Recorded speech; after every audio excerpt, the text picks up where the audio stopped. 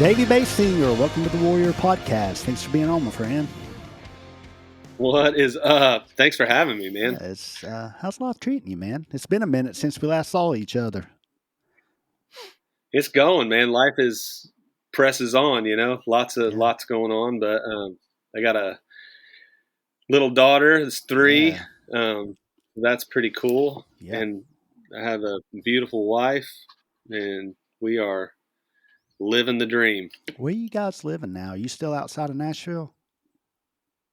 Yeah, we live in Columbia, Tennessee, which is about 40 minutes south of Nashville. Right. Cool. So it's awesome. Yeah, I love it. awesome.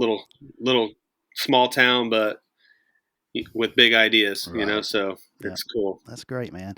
So for those that don't know you, and I refuse to use the word former because I still, much like everybody else, have high hopes that you guys will continue doing pop-up shows and playing and stuff from, here and there. Yeah. But you're the lead singer and one of the founding members of the Christian rock band Bleach. You also currently work for Food for the Hungry as a touring, correct me if I say this wrong, but a touring and artist relations manager. Is that right? That sounds good to me. And if I remember correctly, you also enjoy doing a little hunting and fishing from time to time, right? I definitely do. Yeah. I love specifically fishing. I like to hunt too, right? But you can't release when you hunt. I like catch and release. I'm one of those guys, with hunting, not to get too deep into it, but with hunting, I hunt because it connects me to my food source, right. Really. Yeah. It's not necessarily like I want to get a trophy or right. I mean, I do like it, you know. Absolutely. But so I'm never going to have a giant buck on. I hope I don't I don't mind people that do, but I'm never going to have a giant buck on my wall, because I'm not trying to get a trophy. I'm trying to get food. So, absolutely. But so with fishing, you can catch a giant trophy and release it, which is nice. Yeah. So catch it again. Do you go? You get to go pretty often? It's a recyclable sport. Yeah, it is. Do you get to go? And I do eat fish too. You do what? I do eat fish too. I like to eat them. Do you get to go pretty often fishing? I do. I go. I make a lot of time for it. So, and specifically this week, I'm at my parents in Florida. As you can, sweet, probably see the background. It's my mom's. There's some crazy family pictures all over. There's me as a child. That's crazy. I'm at my parents' house. My dad just had a surgery, so I came here to help out, and he's doing better than expected. So I'm just mainly doing house projects, and morning and night I go fishing. Hey, that's they live good. on a lake, so awesome. Well, man, you and I first met back in, I believe it was 1999 when we were on tour together. You were, of course, with Bleach, and I was with a band called Miss Angie. And man, I have to say, you and the rest of the Bleach guys quickly became one of my favorite bands, really, just to hang around. Simply because, there was never any doubt about your motives as a band, and the purpose behind everything you did was just always so evident. So with all that being said, we're going to talk a lot about Bleach today, and some other topics as well. But I want to start at the beginning of your story and have you really walk us through your early years prior to Bleach. And if I remember correctly, you grew up in Indiana, right? I did. Yes. Right. All right. Well, just pick it up from your earliest memories, man, and talk a little bit about your family dynamic and how it shaped your early experiences. Yeah, no, that's perfect for where I'm at right now because I'm in Florida. My parents moved to Florida, but when I'm at their house, I'm with them and around a bunch of stuff from my childhood, some of the things that they had and just them. And so I think about it a lot when I'm here. But I grew up in a pretty great home, really. A really loving mom and a dad that worked really hard. I got to be careful what I'm saying. They're around here too. I don't want to say anything bad about them. But no, this is 100% true. Right. Dad that worked really hard. Most of my memories with my dad were fishing, really. Um, he always took time to do that with us. So I think that's where my love for that comes, is that we spent a Right. lot of time doing that. My dad was real active at the church.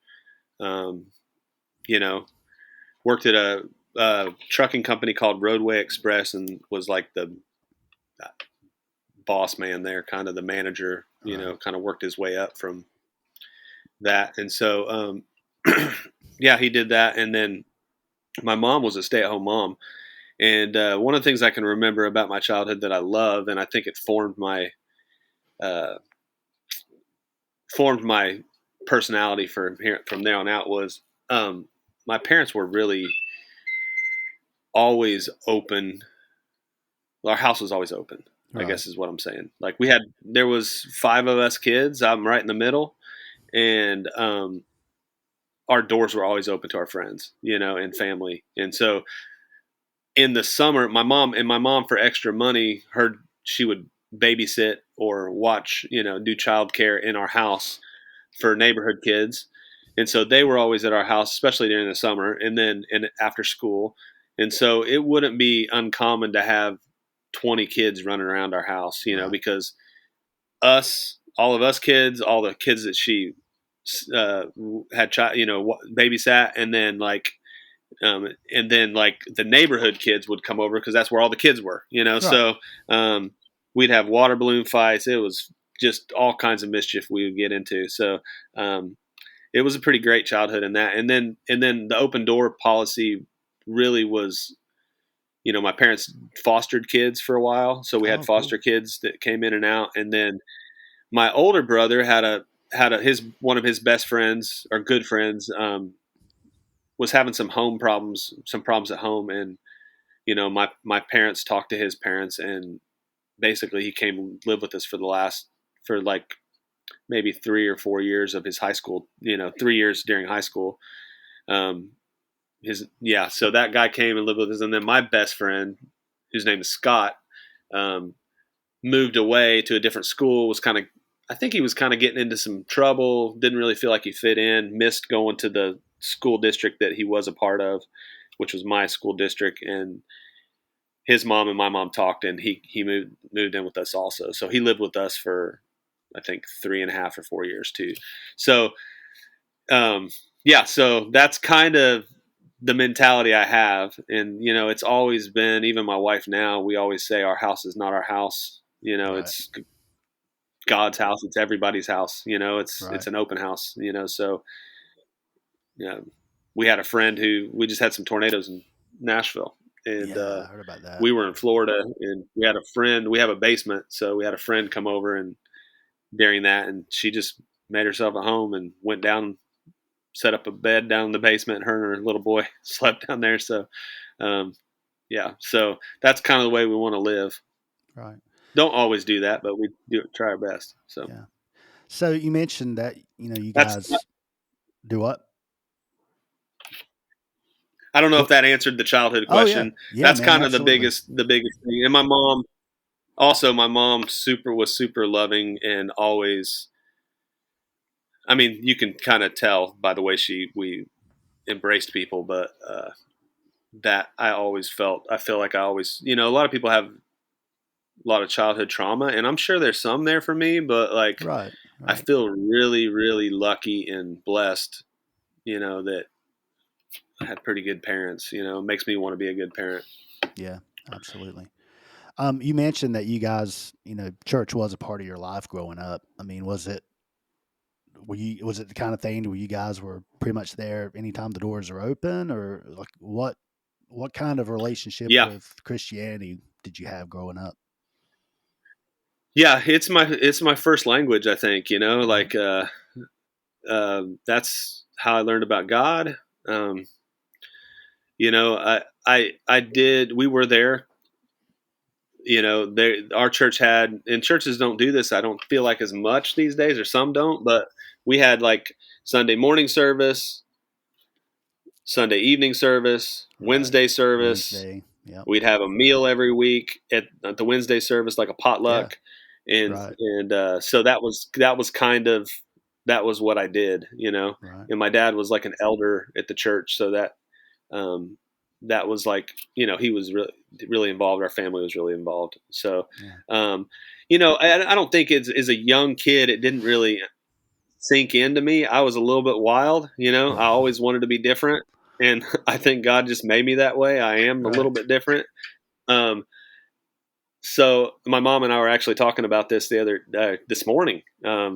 Just my childhood, I made some poor decisions, but she, what I was trying to tell her is the freedom that she gave me was actually the best thing for me. Even though I took that freedom and did bad things, sometimes, I'd Right. go to, I'll just be straight, like, I'd try to find cigarettes or try to, whatever I thought I shouldn't do. That's the thing that I tried to do just to Right. explore it. Right. But the freedom that she gave me to do that, just enough to where I realized that some of those things I didn't even really want.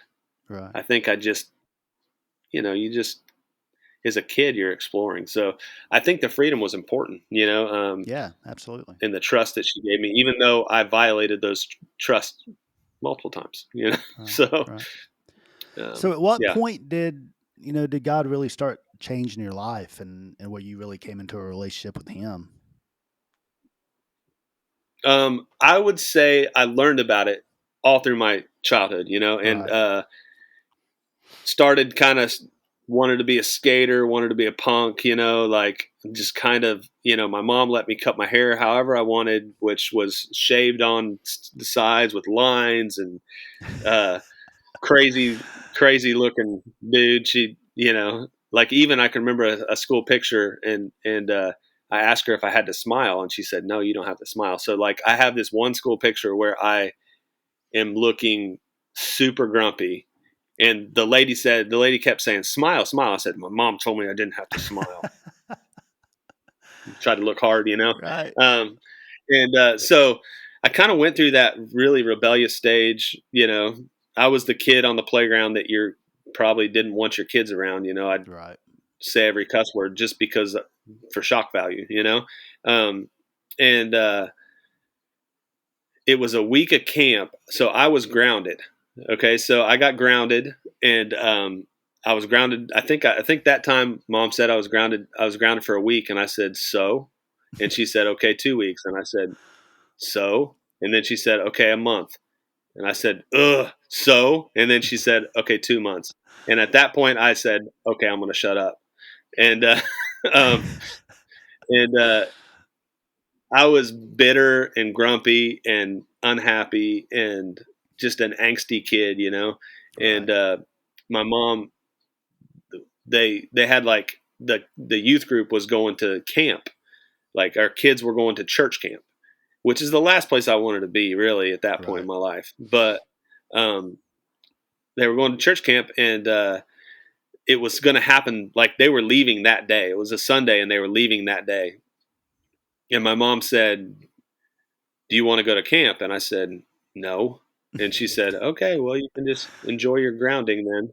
And I go, okay, I'll go to camp. How old were And you? so I went, junior high, Junior high. somewhere in junior high. Gotcha. I think probably the summer between sixth and seventh grade, I Mm. would guess.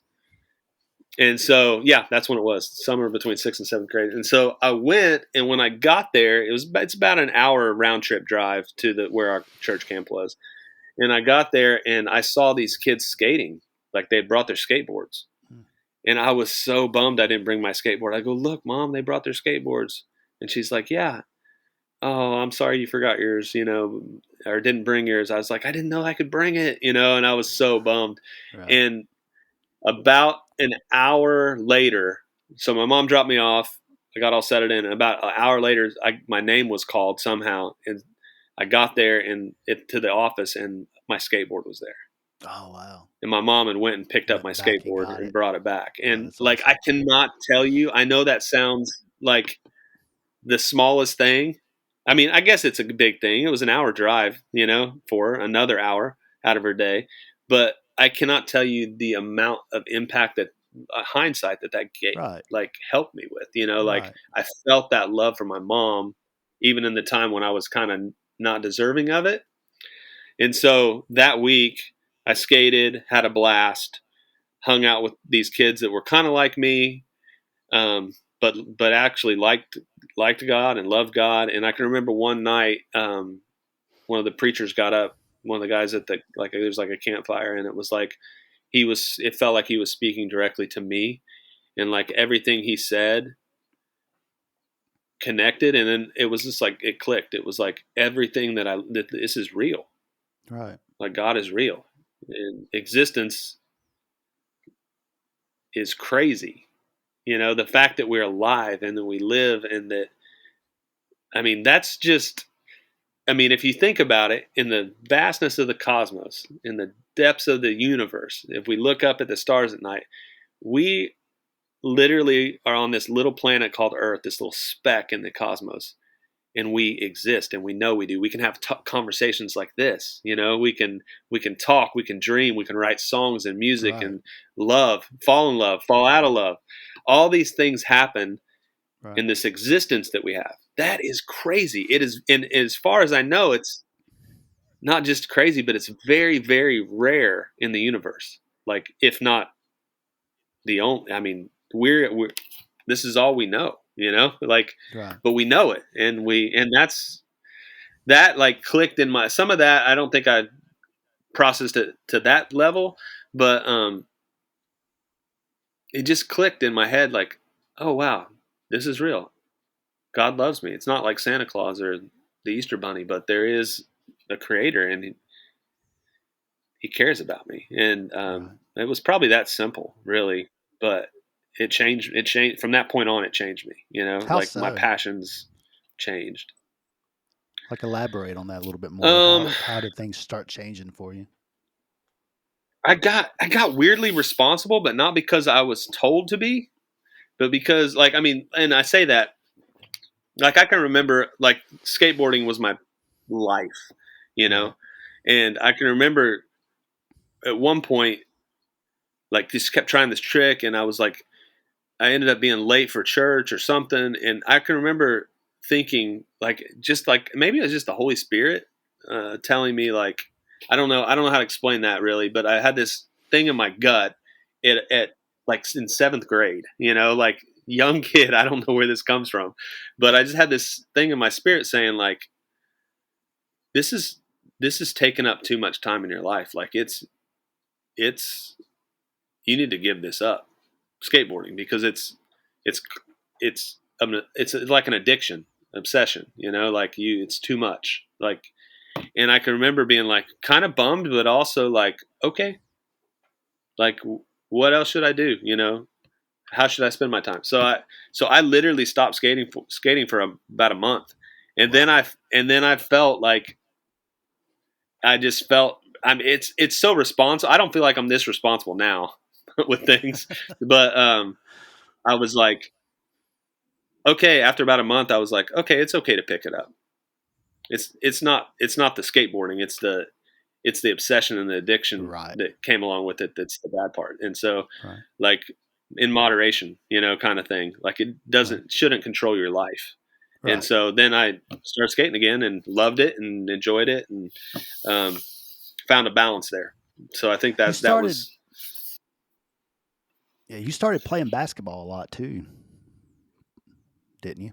yeah. I played well. That's the thing too, as I played basketball a lot growing. I mean, in Indiana, it's like, if you've ever been to Right. Indiana, driving through Right. the country, you Yeah. see you see IU flags, Indiana flags, or Purdue flags on people's flagpoles right under the American flag. You know, Right. you see like basketball goals like attached to trees and barns, and like, we had our basketball goal was on our backyard, and there was no concrete, but the dirt, we played on the dirt, and the dirt was so, like, we played so much that it was hard and there was no grass.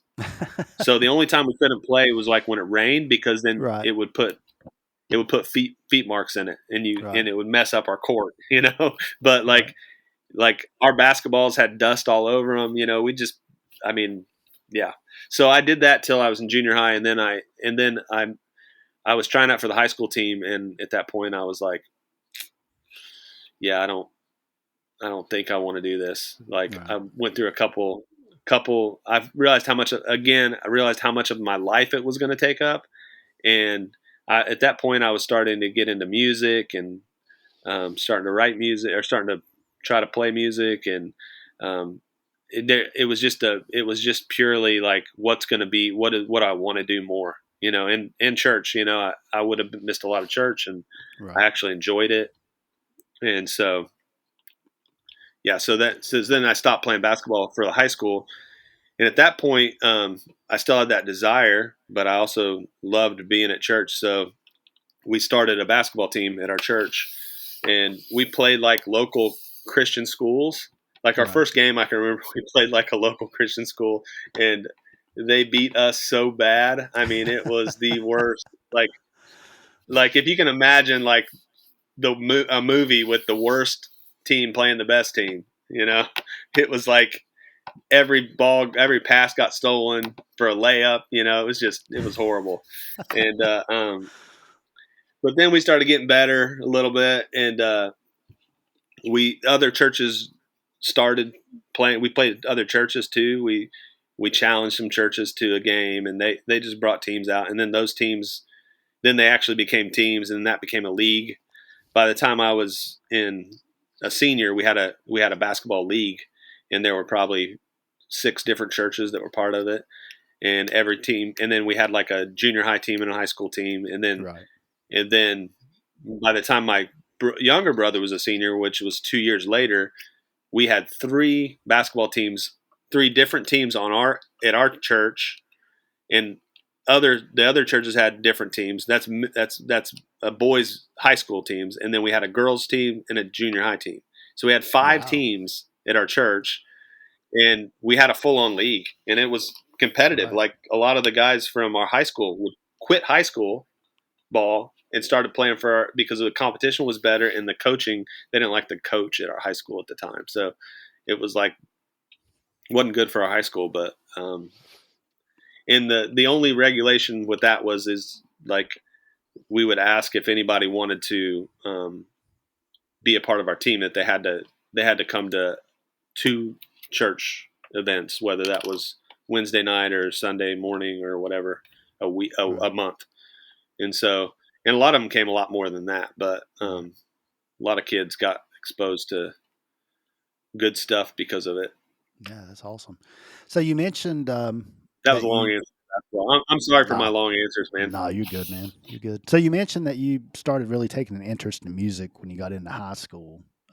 What kind of music were you initially into that really started shaping you as a songwriter? Uh, I liked rock music, Right. so, and I like the way music made me feel. So I think that's why I started listening to music. I would say at that time, like in the early '90s, late '80s, my first exposure was the Beach Boys. That's the only cassette I think that my mom had. Right. That's the only thing we listened to in the house I can remember. I don't remember listening to anything else. And then I got uh, like a radio or like a cassette player, and I had I started listening to like ballads, '80s power ballads, that would make Right. me feel about the girl that I was pining over at the time. Yep. Yep. What's that dang song? There's a song. Gosh, I there's can't so fight this feeling many. anymore. Do you remember that Yeah. one? Yep. Oh yeah. You remember I can't fight this feeling? Oh yeah. Very well. I think Take I the ship danced into to the it. shore. Yep. I think Man, I that was. danced I with quite a few remember. girls in my day to that song. That's See, funny. you're better than me. I was afraid to dance with them. I just sat and thought about it in my room like a creep. Right. Like I remember sitting in front of my stereo, and I would record songs on my cassette tape. You might have done this too. I would play the radio, and you could record the radio. So I'd Yeah. record the radio Right. station, and then Right. if I liked the song, I would keep it. If I didn't, I would rewind the tape and get to the very end of the last song that I liked, and I'd record the next song. And so then I had like my own mixtape. That's Right. the kind of way we did it back then. It's Yep. crazy. That is crazy. We old, bro. Yes, we are. definitely. So, what was some of the early songwriting like? Like, if you could you think back on it now, was it just cheesy songs to girls, or what were you writing about during this time? Yeah, that was it. You know, like I had a lot of friends that I had a lot of friends that played music, Right, um, played guitar. You know, like that was the big thing. There was like a guitar club at our school, so everybody would bring their guitars, and it was like the worst. We'd go to the band room, and everybody would set up their amps and just shred it all at the same time. It was like being in Guitar Center at Christmas, the right, worst thing ever. Like nobody was doing anything but just trying to show off. And my best friend Scott, who was the kid that lived with me, played guitar, and he was really good, and he could just like he picked up the guitars because he wanted to play Metallica songs. That's it. right. You know, so he started just shredding Metallica, and I think he still does it to this day. We'll pick it up and play some Metallica tunes. Right. Um, and I picked up the guitar because I wanted to write songs. So I Yeah. never was interested in like I really wasn't very interested in like I think learned every rose has its thorn, which everybody learns, but like Oh yeah. I didn't like learn songs or want to be like fast or technical. Which I don't know. What about you? Did you want to be technical? Were you wanting to No. shred Uh, like your favorite songs? No, I mean, honestly, I always had, because bass has always been my main thing that I played. I was never into any kind of flashy bass playing. I just wanted to be the backbone, just, so that everything else could shine. Like as a musician, I love listening guitar more than I do anything. So I just kind of wanted to be the one who was just kind of like the balls of the band, so that the guitar Yeah, melodies and stuff like that could just really just, that was always my mindset with playing. dude, you're the kind of bass player every band wants and needs. You know, because that's not most cases. It's somebody's playing guitar, and Yeah, they're like, exactly "There's right. too many guitar players," and you're like, "We need a bass player," and you're not the best guitar player, so Right. you get the bass. And Yeah. so then they end up playing guitar like bass, which is Yeah. for It is musician nerds knows us right. nerds know that's not always the best bass player is the one playing like guitar. Right. Exactly. Um, Yeah. yeah, so that's why I picked up guitars. I wanted to write songs. So I think I learned I had this book called that they had back in the day called Mel Bay Guitar Book, and it Mhm. basically showed you like guitar positions. I borrowed it from a friend, and I borrowed an acoustic guitar from him that was like a mini guitar, um, and I started playing. My first guitar, I had kind of two attempts at it. The first attempt was I got a I got a Harmony electric guitar from the Sears catalog from like Right. a Yep. I remember basically it'd be like getting a that. Walmart guitar, Yep. and I got it for Christmas. And the first day, I wanted to be like Michael J. Fox from Back to the From Future. Back to And the there's a Future. scene where he Yeah. has this big amp and he turns everything Right. up to like 11. Yep. And so I plugged in the guitar, turned all the knobs up to as loud as I could go, and just started going at it, you know. Right. And I broke that Christmas Day. I broke every string on the Oh guitar. gosh.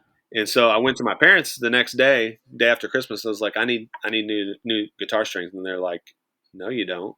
You're not taking this serious. This is you're not taking it serious. So I'm like, no, I'm taking it real serious, dude. I shredded. I broke every guitar string, and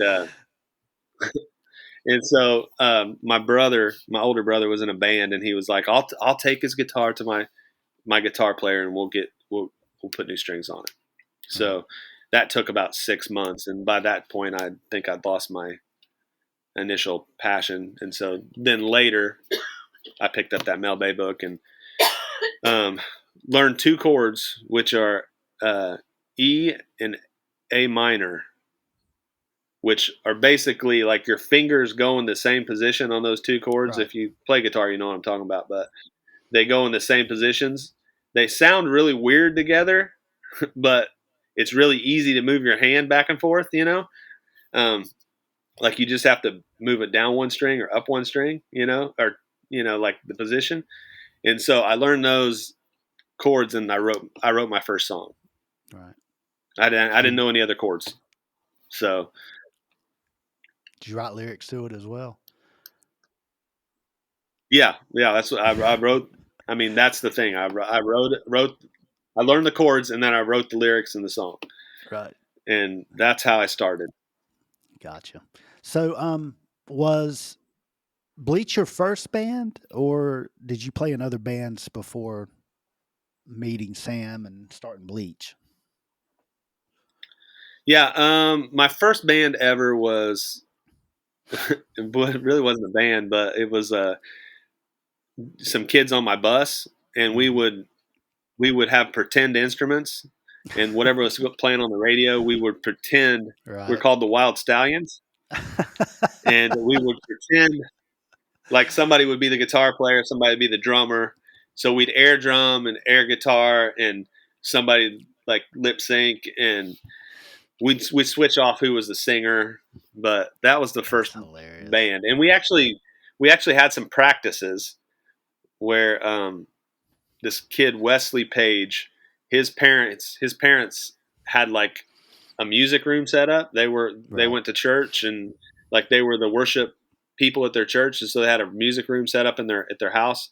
So we'd go over there and we'd kind of until they heard us. Like I don't think it was agreed upon by his dad that we do this, but we'd go in and we start hitting the drums and playing, and as soon as they heard us going off, then they would come in and be like, you can't play those." Right. And so we'd pretend air pretend our songs. So That's hilarious. um, yeah, that was in like elementary school. Oh, okay.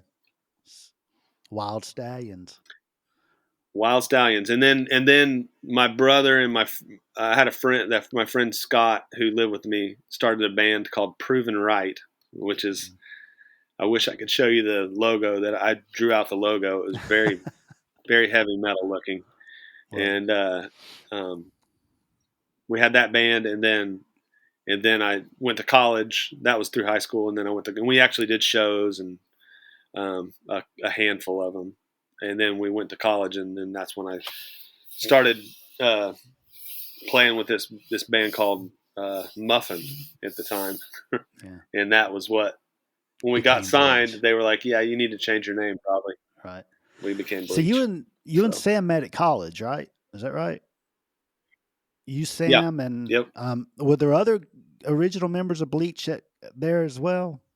What was the yeah. initial Matt Gingrich. Matt Actually, Gingrich? all of Okay, our everybody. yeah. So all the original band members were from that college. So Okay, we had Matt Gingrich, uh, Sam, yeah. uh, Todd Kirby was our bass player. Hmm. Brad Ford was that was and then so Sam, Todd, and Matt started their freshman year of college. Then I came in I came in the very next year I came in, Right. and those three were already playing in a band playing together, and then I came in and joined, and then last Brad was in another band on campus called Chloe's People, I think is what it's called, and we asked him to join our band, and he said okay. So So you started out as Muffin, right? yep. Yep. What was some of the early? I mean, some of the early music. What would you say it sounded like? Typical '90s stuff on the radio, early '90s Yeah, stuff. It sounded like Space, our first record, a Okay. little bit. All right. You know, like um, I mean, a little raw. Like some of those songs, like Epidermis Girl, we wrote at college. Okay. Perfect Family, we wrote at college, but it was the first version of Perfect Family had different music, same lyrics, different music. So we wrote I mean, it sounded like a '50s song. It was real chill. Um, Starflyer '59 was a big influence on us at that Oh yeah. point, so a lot of our stuff sounded like that a Right. little bit. Trying to think, a lot of Tooth and Nail bands were Yep. kind of those early Tooth and Nail bands are what we were kind of Right. we liked, and Wish for then what was Eden on the and radio, you know, right. Yeah. So and how then did y'all like first start? Nirvana, Right. Nirvana. Yeah. A lot of that stuff. Smashing How? Pumpkins was a big Oh influence yeah. too. Oh yeah. So how did y'all first started out as Muffin. You changed your name to Bleach when you got signed, right? Yep. Okay. So what was the where did Bleach come from? Was there a story behind that? Well, so Muffin, uh, we just were innocent. It was like we liked like Presidents of the United States of America and Right. bands like that too. So Right. we were like, this is a goofy name that doesn't take us. That we're not taking ourselves too serious. Right. And the record label was worried about like what that word meant in the like 50s and 60s, Right. which was not Right. super wholesome. Right. So they thought they were going to get some kickback, and so they were like, "You need to change your name, and you got a week." So if you've ever tried to come up with a band name, it usually takes longer than a week, Yes, it does. and there is not a good band name out there. Right. So we went through it, like about we narrowed it down to about 5 or 6 different ones, and maybe less than that, like the Corduroy Orbisons, uh, Vega, Wonder Vega, like real weird names. And then Bleach was one that we were like, that's pretty cool. And the record label was like, we love Bleach. You Right. need to be Bleach. And we were like, okay, that sounds good. And later, I would like to say that we had some kind of Christian meaning to that, but we really didn't. And that was always the Right. story, kind of Right. the. But I'll let you in on the back end on the truth of it, and that mean like the meaning of like God making you new or cleaning up something that's Right. dirty. That was definitely not intended, but was adopted, I guess, Right. by not so much by us, but by media and our record label and all that stuff. So Right. we were just kind of like, okay, So it's when you true. guys first started playing and you were Muffin at that time, like what where were you playing at? What kind of were you playing around campus? Were you playing at a couple how did you first start getting courted by the record label? How did you start getting attention like that? Yeah, we played. So our first shows were we played a talent show. Okay. Then we played like this local festival in the city that we're in called Pumpkin Fest. So we played that. That was like one of our first gigs. We were so stoked because it was like a real gig, Right. ish. We Right. played Pumpkin Fest, and that was a bunch of bluegrass players, and then we got up, Right. or we started, and then a bunch of bluegrass players played, so and country, and then we made a demo. Um, we went to this little studio in um, Ashland, Kentucky, which is about an hour from our college. And there was a guy there named Studio Ed Fields, and basically it was his garage that he converted into a studio. And I mean, it was decent. It was old. Right. There was like the reel to reel tape there. Right. It was no Pro Tools or anything, and like Right. 16 channels. So Yep. um, and his claim to fame was he recorded not Billy Ray Cyrus, but Billy Ray Cyrus's band. So they would come Gotcha. there and demo songs. Um, and so wasn't the highest quality, but it was okay. And we Right. recorded it, and I mean, dude, chain smoked and ate Snyder potato chips the whole time we were recording, just like, oh man, I gotta get me some more of them Snyders, and he would get Right. Snyder potato chips, and chips all over the board, cigarette ash everywhere, Right. and we just did it.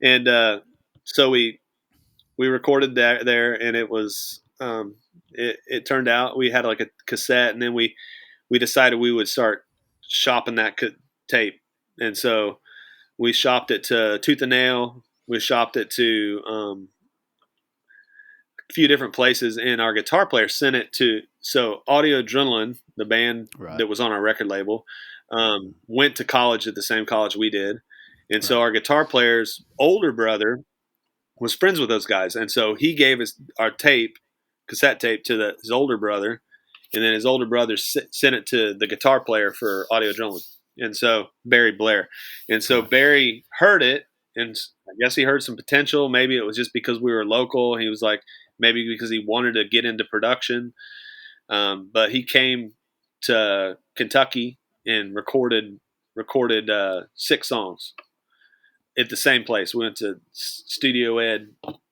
Fields place, uh, Audio Tracks, I think is what it's called. But yeah, so we went there and he recorded it, took it back to Nashville, showed it to the record executive Eddie DeGarmo. Eddie was like, "Cool, yeah, let's do a record, uh, but first I need to see him." And so Eddie drove to Nashville. He said I want to see. We got on the phone with him like a conference call or something, and he was like, I want to hear you guys. And so we set up a show at our college, and it was kind of cheating. I'll be real honest. Like, um, we had kind of become friends with some of the people in the area, and we had a few connections. And so there was an audio company, like a pro audio company out of Grayson, Kentucky. They agreed to come do the show for free. Oh, And so wow. they brought all their gear. So big giant PA, light system, looked Right. like we were, you know, U2 or something, you know? Right. And at the same time, with the word got out that we were going to do this show for this record executive, and the college wanted it, you know, it was good for PR for them. So they, on the like news feed, the TV feeds that they had in like all the common areas, they put or Muffin playing a show for a record executive, and they had the date and time.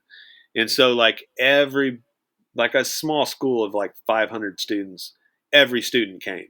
Like Wow. it was That's awesome. it was in a chapel, and the whole chapel was packed and looked like a nightclub, you know. And they were jumping off the stage and going crazy. So Eddie saw this and he was like, "Okay, yeah, I want to see you one more time outside of your school." He's smart enough to say that, Right. and I want to meet your parents. And so we did one more show, and basically we got done with the show, and after the show, sorry, can you hear that? My dad's talking in the background. Oh, it's all right. It's no big deal. Okay. Yeah. Um, uh, we got out of the show, and he pulled us aside and basically told us we were not good at all. He Oh, like went wow. through and like was like, "You were off pitch. You were too busy dancing instead of playing bass. You were missing your harmonies. The bass and the drums weren't connected at all." Like on and on for about 20. It felt like longer than that, probably 15 minutes, 20 minutes. And then Wow. he said, "But you did a good job here, and I liked what you did here."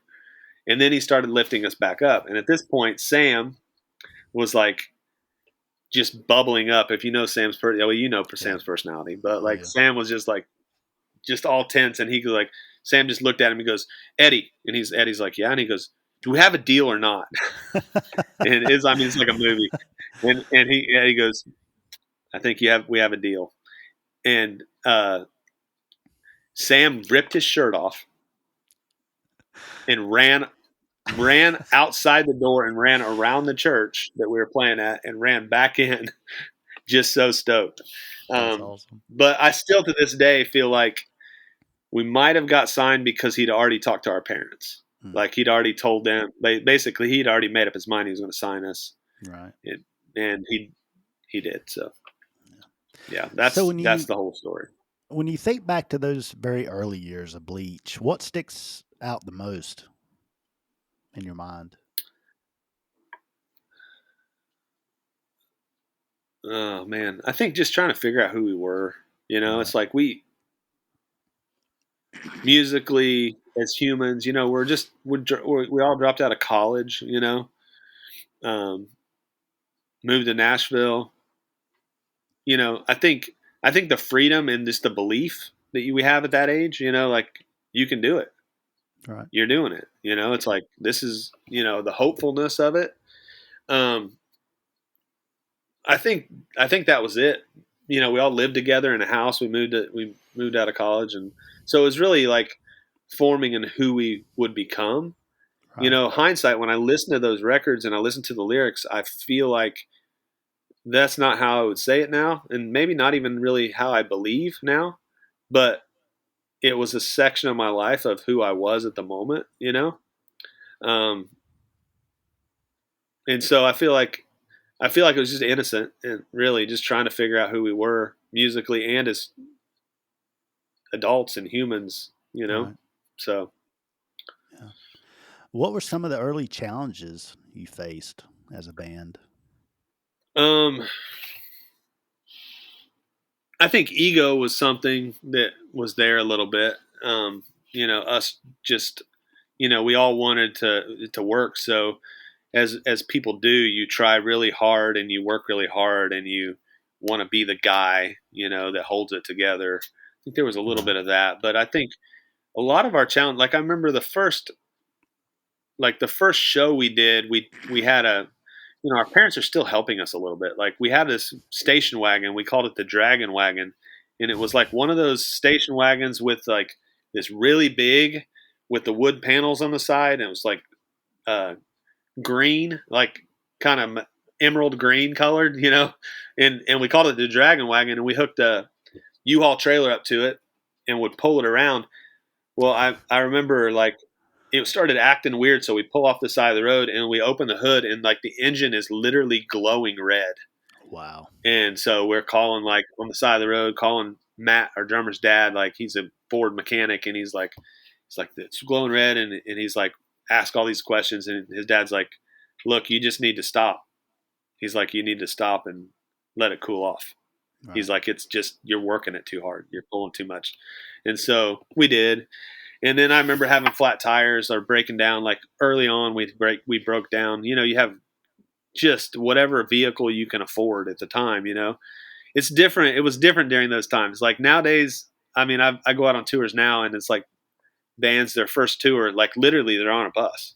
Right. Like It's crazy. it wasn't that way for us. Like we were in a Right. van pulling a trailer, Yeah. and in the early days, and and so I can remember breaking down. My mom tells a story. We had a show in Indiana, and we had broken down. Well, the first time we broke down, we called our. Let me back up. First time we broke down, we called our record label guy, Hmm. the head of our record label, and it was probably 2 a.m. And he wakes up, and we're like, "We're broke down on the side of the road. What do we do?" He goes, "Call your manager," and hung up. And so we're like, "Okay, okay." So we call our manager, and our manager says, "This is probably 2:30." He's like, "Figure it out." Then he hung up. And so we called our parents. And my mom was like, I can't believe they said that. How would they said they would take care of you and blah, blah, blah. And so we ended up figuring it out. We found a Walmart or something. We got a ride or we walked. I don't know how we did it, but we figured it out and we made the show. Right. And so later, my mom, we were broke. She was coming to a show in Indiana, and she, on her drive, she sees our vehicle broke down on the side of the road, and we're out just like throwing frisbee and just goofing off. And she's like, "How are you going to get to the show? You broke down." And we're like, "Oh, we already called the tow truck. We already, we got it figured out. We Right. weren't worried." So I think that was a big thing. Is like challenge was like, you know, the breakdowns and trying to figure out how to do it. But it also made us figure out how to live life, and how to Right. figure things out on our own. And so it Yeah. was good. So, how would you describe the Christian music industry during the 90s and early 2000s when you guys were mainly active? What was that period like in It was the music? Wild West. It was. It was definitely the Wild West. Like um, before us, Christian music was Amy Grant, Michael W. Smith, Right. um, Stephen Curtis Chapman, you know, Sandy Patty. Not bad, but just not like more adult contemporary. Um, Right. Michael W. Smith was edgy um, uh, in Christian music, and we had a few outliers like Petra, which was like a rock band, Right. and Striper. Mhm. that was an actual band that played in Right. clubs and stuff. And then when we, around the time that we were in high school, there was this whole thing in church, um, whole time period where it was like everybody was afraid. It was like the Salem witch trials. Everybody was afraid of secular music, Right. music that was not Christian. Um, they thought everything that was on the radio was bad. So, Right. like, literally, you had a whole group of people that were like youth pastors and youth groups that were burning CDs. Like, you'd bring it to the fire and throw it in. I mean, I don't know. Did you ever experience anything like that? Oh yeah, all the time. So Yeah. yeah, so there was literally this thing happening all across America, and Mhm. people coming. I remember a guy came and spoke at our church and talked about backmasking, which is like Right. you play this song backwards Right. and it says the devil wants your soul, or Right. like kill yourself or whatever. And so it was all demonic in the eyes of people. Now, do I think that's true? No, I don't. Right. I think some of those things were accidents. It just. I mean, if you ever listen to those backmasking things, Yeah. it's like Yeah. You could hear anything you wanted from yeah, doing that. yeah, I mean, yeah. yeah, Yeah. yeah. So anyway, so all that to say, there was this time period in Christianity where it was like we got to protect our youth. We can't let them listen to these things. Now, I think there's still that kind of music out there that's probably not Right. beneficial for people. Right. There's a Right. lot of that, but everything. And so what we did as Christians was formed our own thing. And in the void of Nirvana and Smashing Pumpkins and Right. the Pearl bands of that Jam. time, Pearl Jam, because we burn our CDs and we didn't listen to them, they still wanted rock music. And so all of a sudden there was this huge rise in Tooth and Nail. And Right. this is my take on it. There's a huge rise in Tooth and Nail. There's a huge rise in Christian rock music, or a little bit more creative, edgy. Not creative. I mean, that's a bad way to put it. Some of it Right. wasn't creative at all, but it was a little bit more free. Maybe I should say. Didn't have to be didn't have to be like worship music or CCM. Right. And so that's kind of what it looked like. Now, the way that ended up happening was also mixed with business. So you and I know there were a lot of artists that, well, let me put it this way. There were a lot of people, a lot of kids that maybe went to church, youth group. I have friends specifically that were in a band that went to youth group because they were in love with the girls that went to that youth Right. group. And Right. that's why they went. And they played guitar. And so as they play guitar, they want to share their love with those girls to them. So they play the guitars. Those girls' dad happened to be a producer. That that producer was like, "Oh, you play guitar? You go to church and play guitar." So they started a band, and then that band got signed. And so now you have a group of people that are expected to be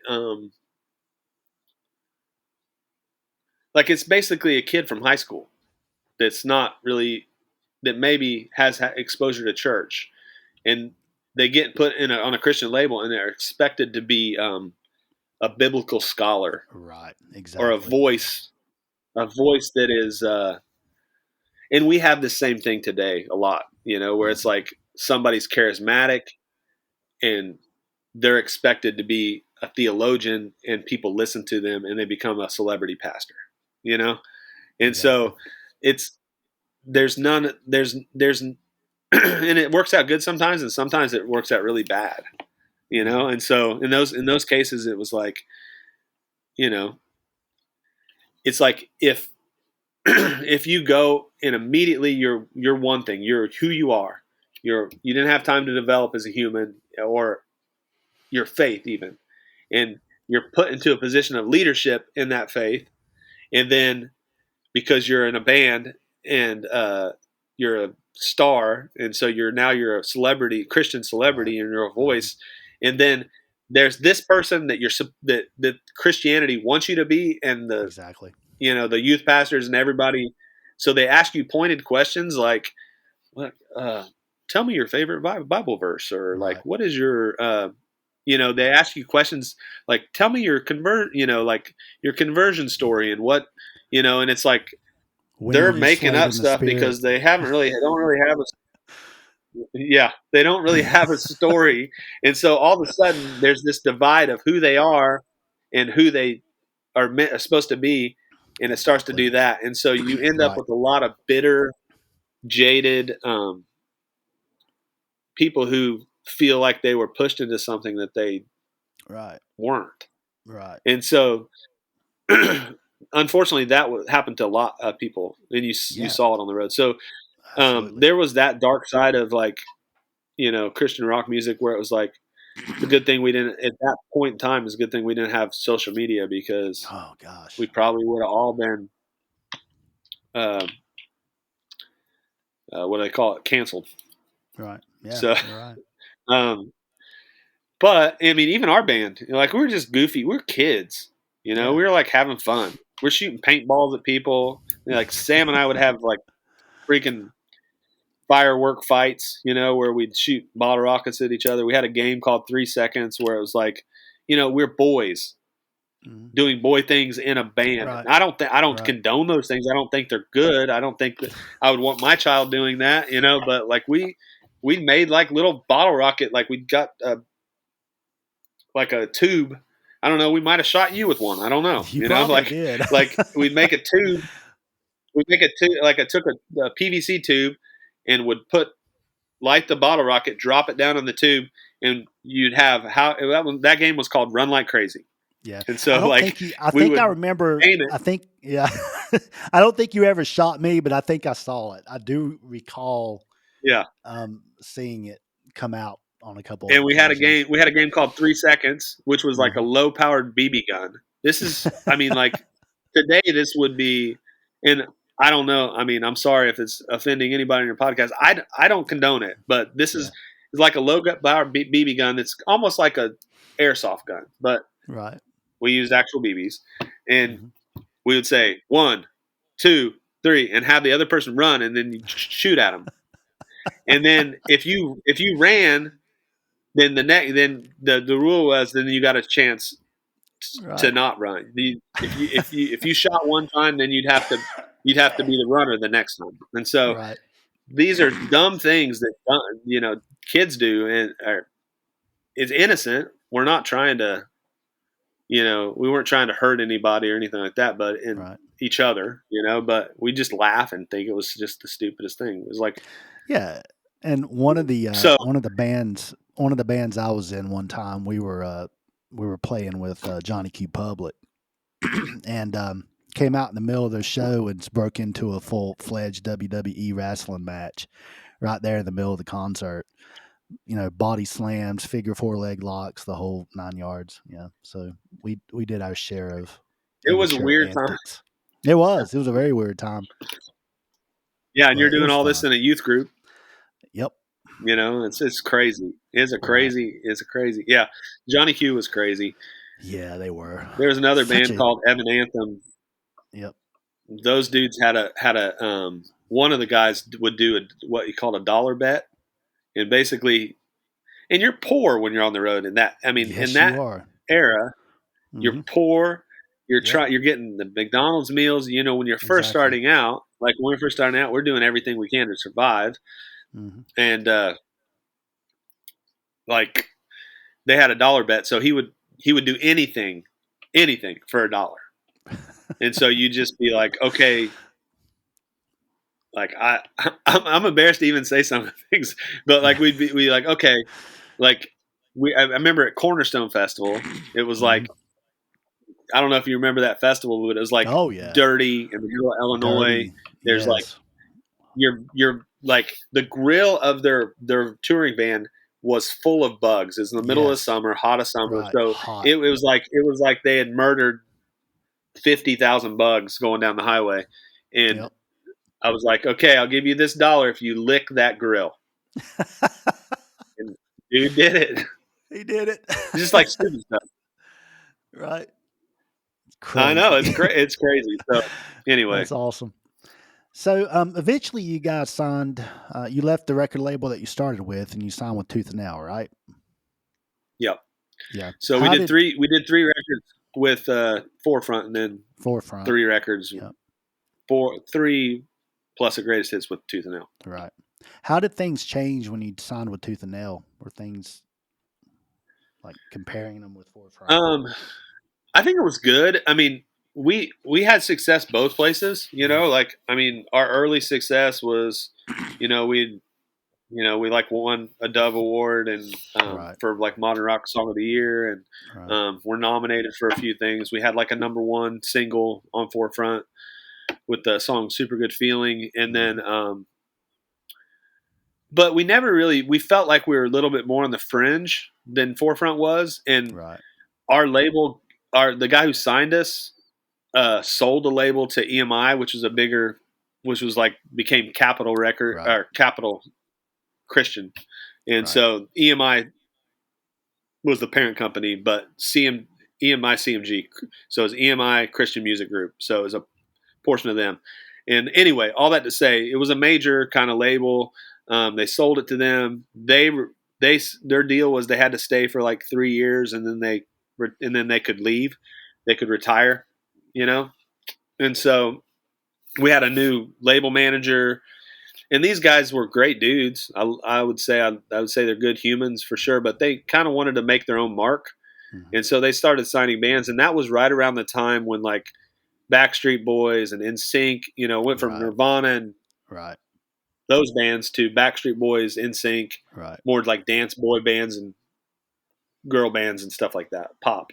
And so the label Forefront was leaning towards that direction. And so that being said, we um, really didn't feel like we fit in completely. And so Tooth and Nail was, we there was another record label called Vagrant Records that Mhm. we pitched to and had some interest, but Tooth and Nail seemed like it fit us the most. Right. And so, and that was where we wanted to be in the first place. I'm glad we weren't. I don't think we would have started out well there, Right. but it gave our band, there was a scene, Oh yeah. during that time. Yep. I'm sure you remember it, and it Oh was yeah. like if you weren't a Tooth and Nail band, you weren't cool. Right. Like you didn't rock. Even if you got up on stage and did, like, there were a lot of times we'd play shows and people would be like, "Oh man, I thought you were like a CCM band until I saw you guys play." And he goes, and they'd be like, "Now we like you, because we actually played rock music and were kind of crazy on stage and had fun." Right. Um, so when we got on Tooth and Nail, all the hate, all the haters, for lack of a better term, were like, "Okay, I'm cool with him." And most of them probably started. This funny thing is on our first record, most of them probably listened to us, Right. and we were probably the gateway to Tooth and Nail. Mhm. And then they got to Tooth and Nail, and then they're like, "We don't like them anymore." Right. It was very sceney, like you're Right. cool or you're not cool, you're in or you're Right. out. And so when we signed to Tooth and Nail, it actually gave our career a little bit of a boost because Boost. this group of people that were more CCM and straight laced, that were on the edge of that, they liked us, Mhm. but then this group of people over here didn't. And Right. so when we switched over, we kept those other fans, and then we made these new fans Right. that were more scene kids. Right. I remember, dude. So later, just a point to that. Sorry, I know I'm just rambling No, man, on, you're but great. I I love don't this is talk about this awesome. stuff I very much. love it. So we played like about 5 years after we broke up. I think it was 2010. We played 2 festivals. So we decided we were going to play these 2 festivals just because we missed it. We love Mhm. each other, Right. and we get a chance to play together. We love, Right. if we can make it work, we want to, because we're all best buds. Right. So we played these 2 festivals. One was Cornerstone, and one was Sunshine Festival. Mhm. Cornerstone is typically known as the indie rock cool kid festival, right? Right. And Sunshine Festival was known as like edgy, but more CCM than that. So it'd be like just a little bit like Audio Adrenaline, DC Talk, Newsboys, those Right. kind of bands would play that. Um, so we played both of those, which um, when we played Sunshine Festival, I think that was the first one. Like we go in and like we haven't played for a while, and like these people watching our show are like like casting crowns Right. came and watched our show, and they're totally like CCM straight Mhm. up this. Some of the guys, I don't know if all of them did, but I know some of them did. Right. And I don't really know. I know those guys barely. I don't really know them real well, but that was kind of cool. It was like, oh, they're watching our show. That we had an impact on that kind of group of people. And then we Right. played Cornerstone, and like I remember walking through the merch tent, and there's a band, just like I can't remember the band, but they're crazy. They're like a super metal band, like, and the dude was like, bleach, bleach, and we like turn around, and he's like, you're the reason I got into music. Wow, And that's it's awesome. like, to me, that's like a big Oh compliment. It's yeah, like it these is. two, like casting crowns and like Vastly different. metal. Yeah. Right. So all that to say, I don't think we really fit in, but I feel like Tooth and Nail Switch was a good thing for us, and Mhm. and in our lack of fitting in with anybody completely, like Tooth and Nail doesn't call, like Tooth and Nail does things, they do podcasts and stuff like that, and they don't really call us asking us to be a part of it, which is fine Right. because they have kind of their own. We weren't really that Starflyer 59 early Right. stage Tooth and Nail, you know, but it was cool. It's cool that we kind of fit in all that a little bit. Yeah, absolutely. You guys had the opportunity to play with a lot of other really great bands during your time. Who were some of your favorites, and talk about some of those experiences? My still, I feel like one of the most underrated rock bands that were kind of in the Christian music, like pop rock, like what we were, was Plank Mhm. Eye. Like that Oh yeah, band wrote really good songs. they And did. Eric, the guitar player who Right. sang after Scott Soletta left, Scott left. his voice is his voice is like probably one of my favorite voices. Like I Mhm. love his voice. I love his band Fielding. Like Right. they were awesome. Um, yeah. I agree. I'm trying to think of who else. We played with like Switchfoot was always real supportive of us back in the Right. day. Mhm. And I love their band. They're still killing Right. it. They're still Yeah, they are. making great songs. Um, they would come to like when we play festivals, we'd go and watch their set, and they'd come and watch ours. Um, Audio Adrenaline actually helped us, so I love that band from that Yeah. standpoint. Right. Trying to think of, um, and I've learned too. Like I used to be a little bit more sceney, like I've toured with Toby Mac a good bit since after I've been off the road, and like I love that guy. Right. Like he is a good dude, and his tours are great. Like the Mhm. people on, like it's the most loving thing you can be on. Like that tour, Right. it feels like literally. I wasn't on this last tour, but this last Hits Deep, the guys that I sent out for work to work on it told me like people were crying at the end of the tour. Some of the newer people Wow. were like crying, Right. like this is the best thing I've ever been a part of. So like I think just the the spirit on that tour of just loving people and like not necessarily like talking about God not with your words but with your actions, like by loving others, and like it's not important what you do on stage as much as it is important what you do backstage. Right. Like that's awesome, And so I have high levels of respect for that guy. Um, yeah. So I'm trying to think of bands I loved. I liked a lot of other bands that weren't Christian bands too, like Mhm. the Promise Ring and Get Up Right. Kids, Oh yeah. Jimmy Oh, Eat I World, love. Oh yeah, love those bands. um, Weezer was a early Weezer, Right. not now Weezer, but like Right. Weezer Pinkerton was like Right. awesome in the Right. Blue Record. Right. Uh, but bands we played with, I'm trying to think. We played with Good Charlotte one time. Oh, cool. They were Yeah, they I don't know if you remember that band, but Oh yeah, they I ended up do. being they were pretty big for a minute. Hmm. They opened up for us at one point early That's on. funny. We played with a band called Hot Rod Circuit.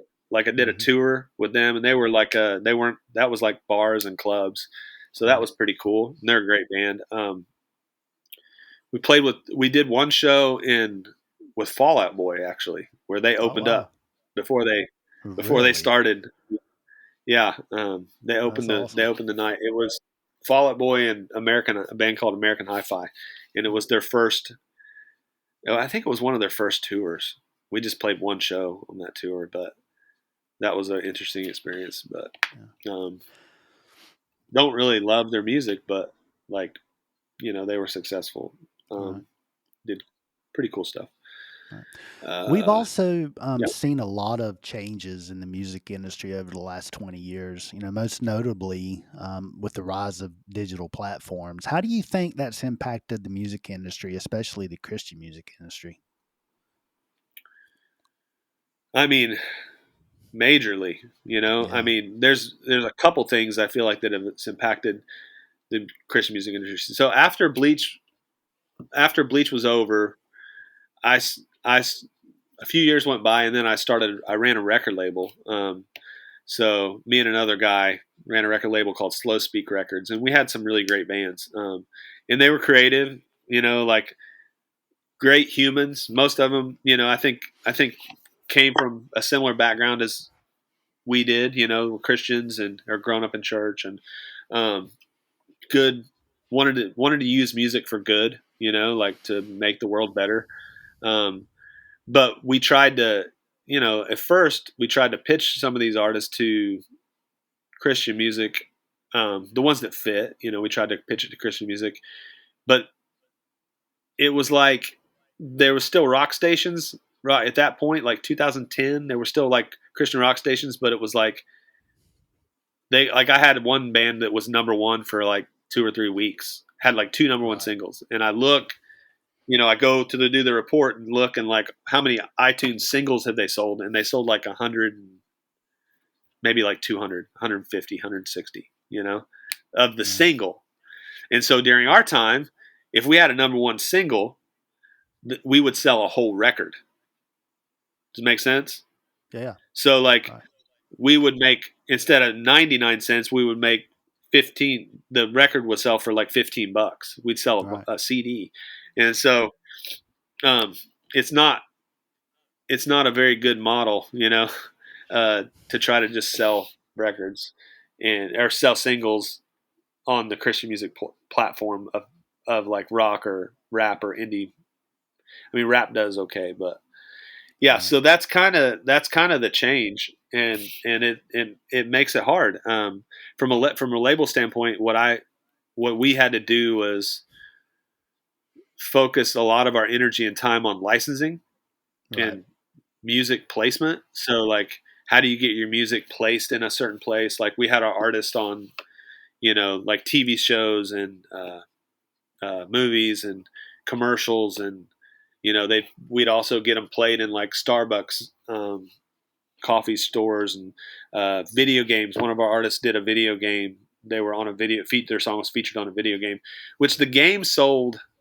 That's the craziest one. Is like you could spend millions of dollars on radio trying to get an artist. Like if you're outside of Christian music and you're trying to get college radio or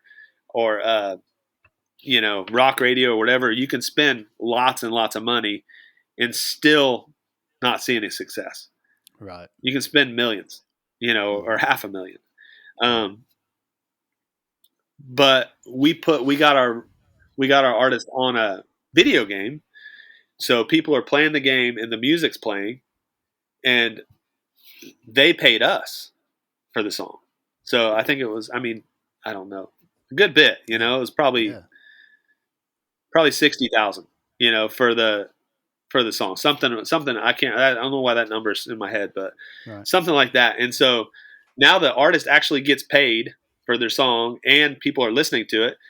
Well, I went to Spotify to check, like, oh, what's their biggest song? And I look, and their number one, it was the game was Sims, The Sims, right? So I don't know if you remember that game, but it's like Oh you yeah. control Yep. this little person and they go around. Right. And I think they sold like 3 million of that 3 or 4 million of that expansion pack or whatever it's called. Right. And Right. so like um, their music played, and so the Wow. number one their number one single by like probably maybe a million view or streams or something. It was, I don't remember, but their number one streaming was that song. Wow. This the number two streaming song that they had was right under it, and it was the Simlish version of that song. So Hmm. basically, in the Sims, they have their own language. So Right. the artist has to recut the music using Sim language, which is That's pretty cool. Like crazy. It is pretty like cool. Electronic Arts, the Right. EA sends you Right. lyrics in Simlish, and then you have to like decipher them and sing them in that Simlish language. That's hilarious. So yeah, it's cool. There's a video somewhere where you can see our artists doing it. Right. But it's Golden Youth was the band, but Yeah.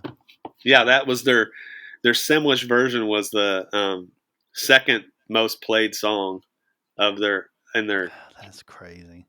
So all that to say, you know, it worked, and they actually got paid. The record label got paid Wow.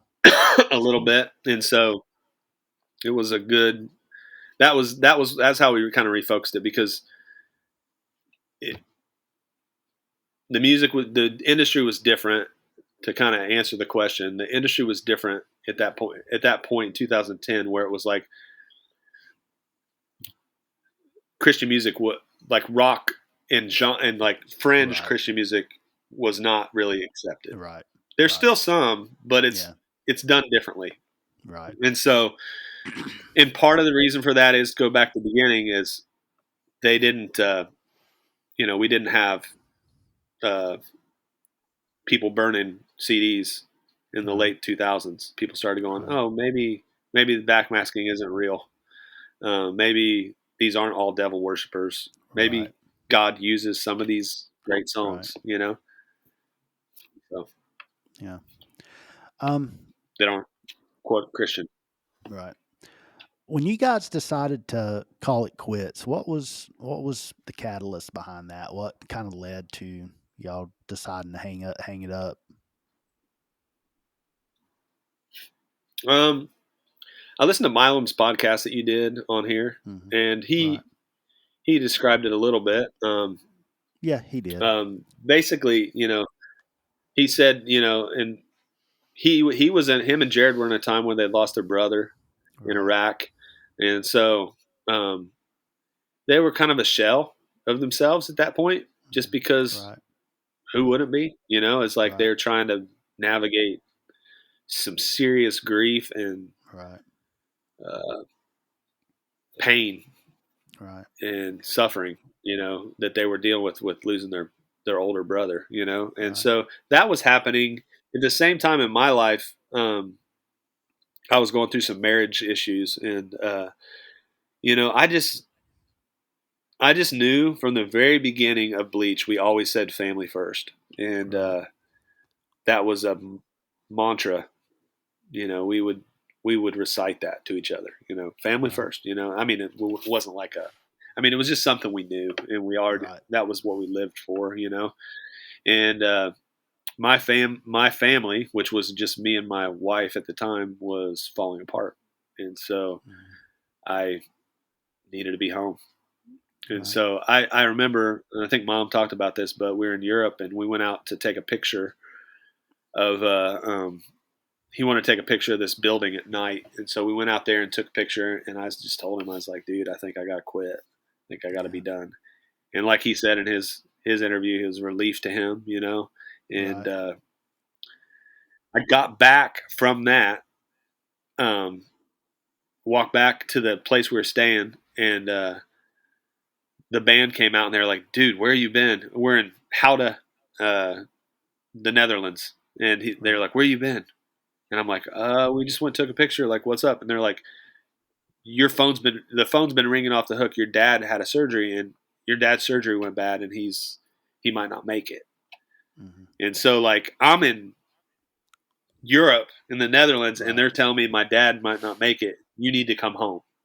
And so literally I packed my bags probably midnight, got in a van with Sam, got in a van with me, and we drove to Frankfurt. I got on a plane there, and that time you don't have connection. I don't know whether my dad's alive or not, Right. and I'm flying. There's no internet on the plane, flying like however many hours it is, 15 hours or something to get back to the U.S.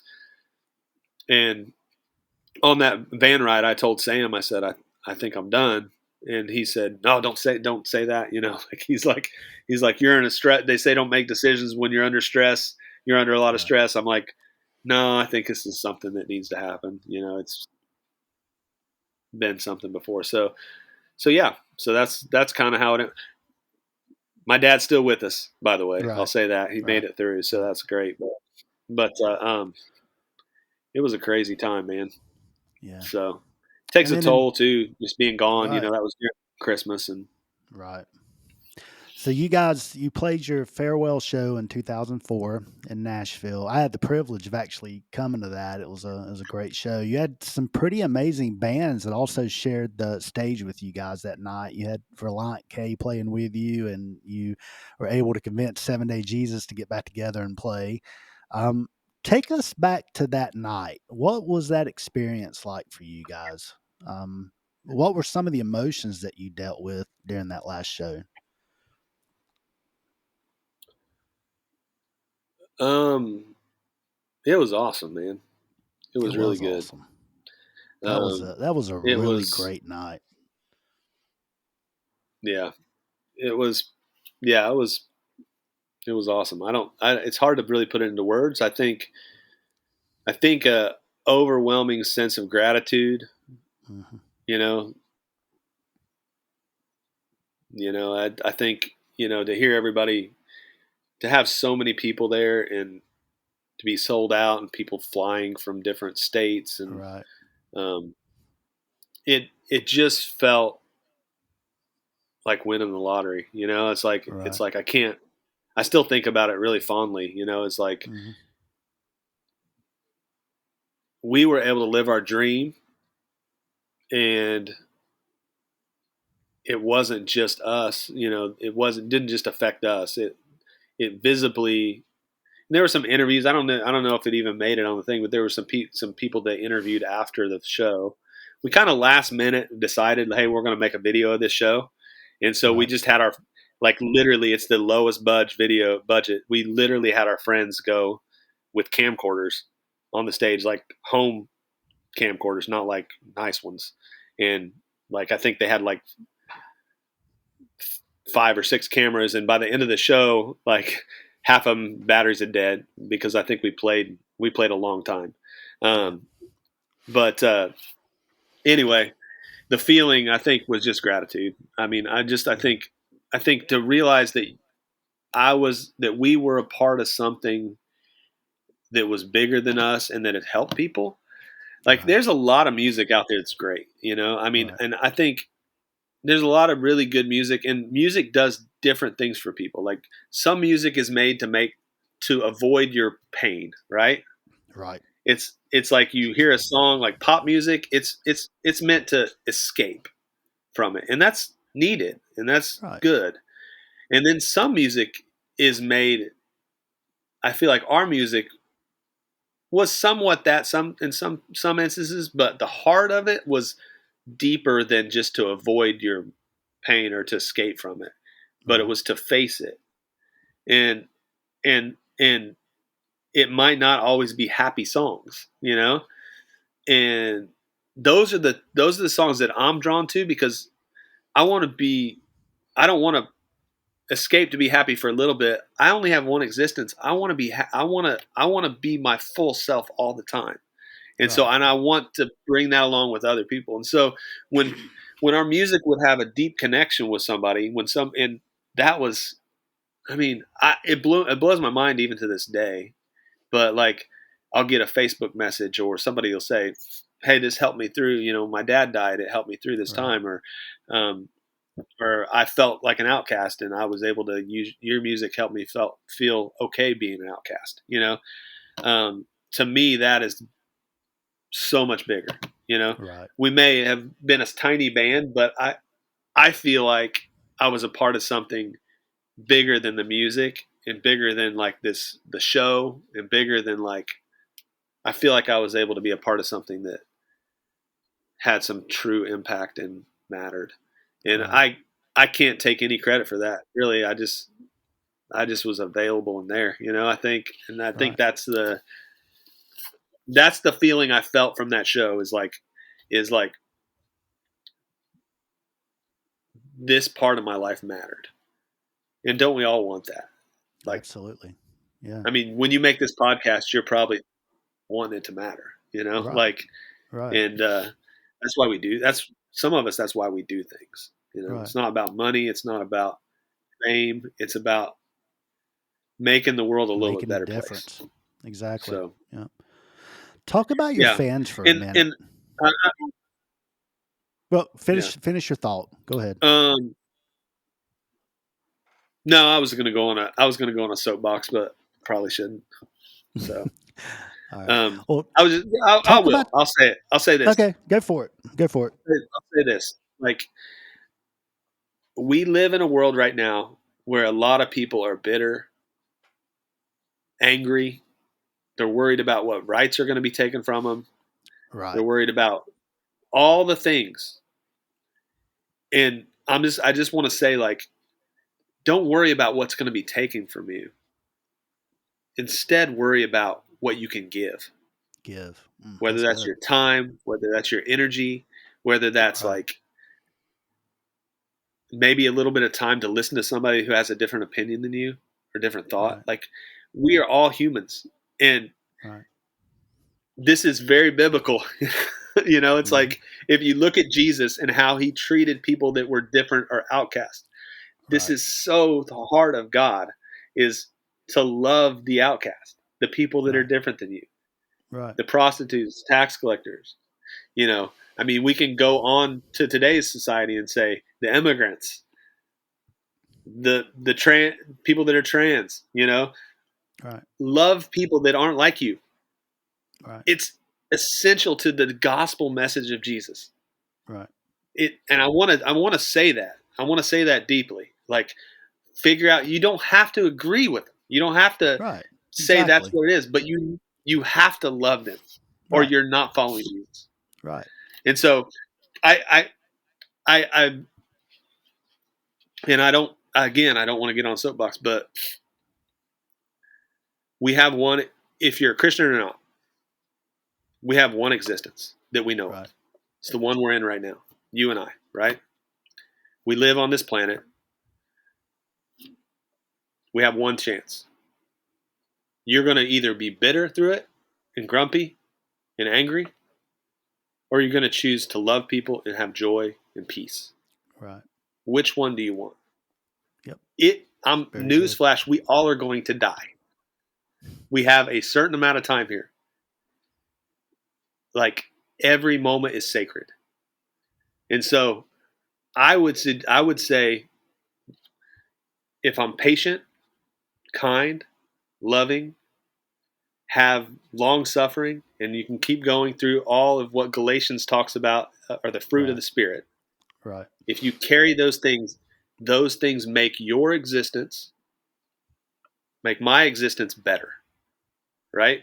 If I'm that way, if I'm bitter, jaded, angry, ticked off, whatever the thing is, my existence is not good, right? So those things, those fruit of the Spirit, make my existence better. They also make the people around you's ex- like existence Right. better. See Right. what I'm saying? Absolutely. Like, Yeah. like so it's very, very simple. Like, it's in that sense, like, if you follow those kind of things, it's not going to be easy. It's not going to be Right. simple. You're going to have bitterness and anger. And those are okay feelings, but the heart of who you are has to be love. It Right. has to be. God is love. that's the heart of who we are. So, um, Absolutely. soapbox. I'm jumping off of it right Nah, now, love it, man. Love it. but Talk a little bit about the Bleach fans because I know how much they meant to you guys and still do. What were some of the memories you have just from the interactions that you had with people you met when you were on the road?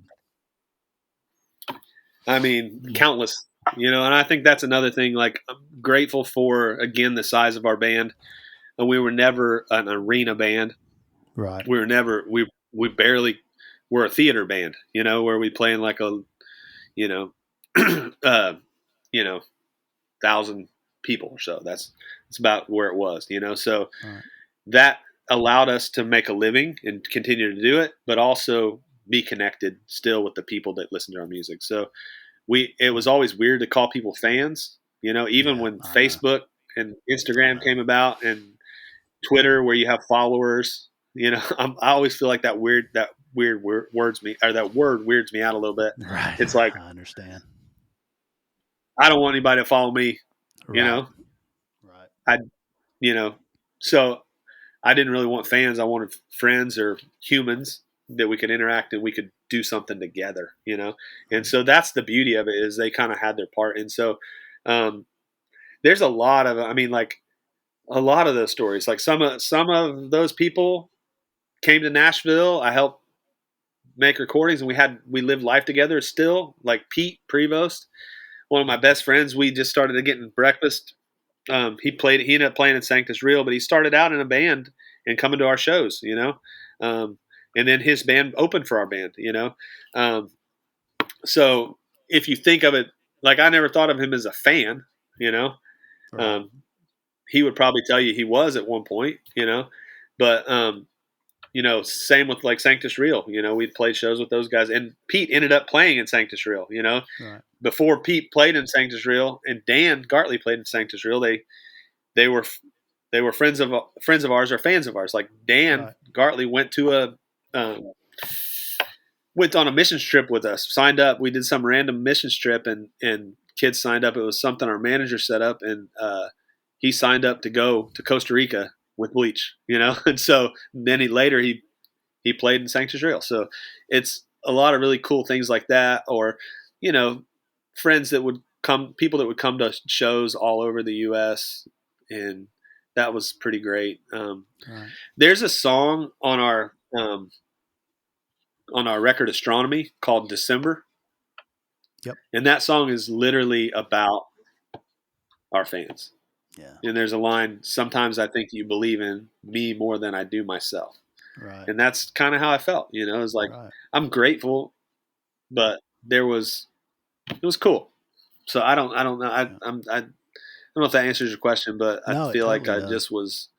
I felt more like it was like one body. When we do a Right. show, it wasn't, we might have been on stage, but it was we all had the same voice. Does that make Right. sense? Absolutely. The Yep. people, the audience, and the band, like we were In the all band. speaking the same Right. language. So, Right. and I think that's what music's able to do is Absolutely. It does. How did you handle when Bleach finally did come to the end? Did you struggle with any identity issues? Because I know for a lot of musicians, they tend to struggle with figuring out who they are after the thing that they're known for comes to the end. And I like to ask, musicians this question. I think I even asked this to Milam. It's been a long time since I interviewed him, but I mean, I know I struggled with that when I quit playing. So how did you handle that? Was it hard for you? yeah. Yeah, I drug it out a long time. Yeah, Like I did too.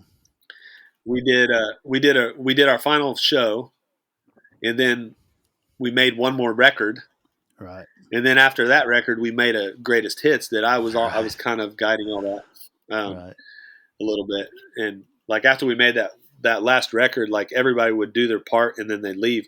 Jared and I were the only ones at the end were still like sitting in my bonus room at my house, just like working on songs.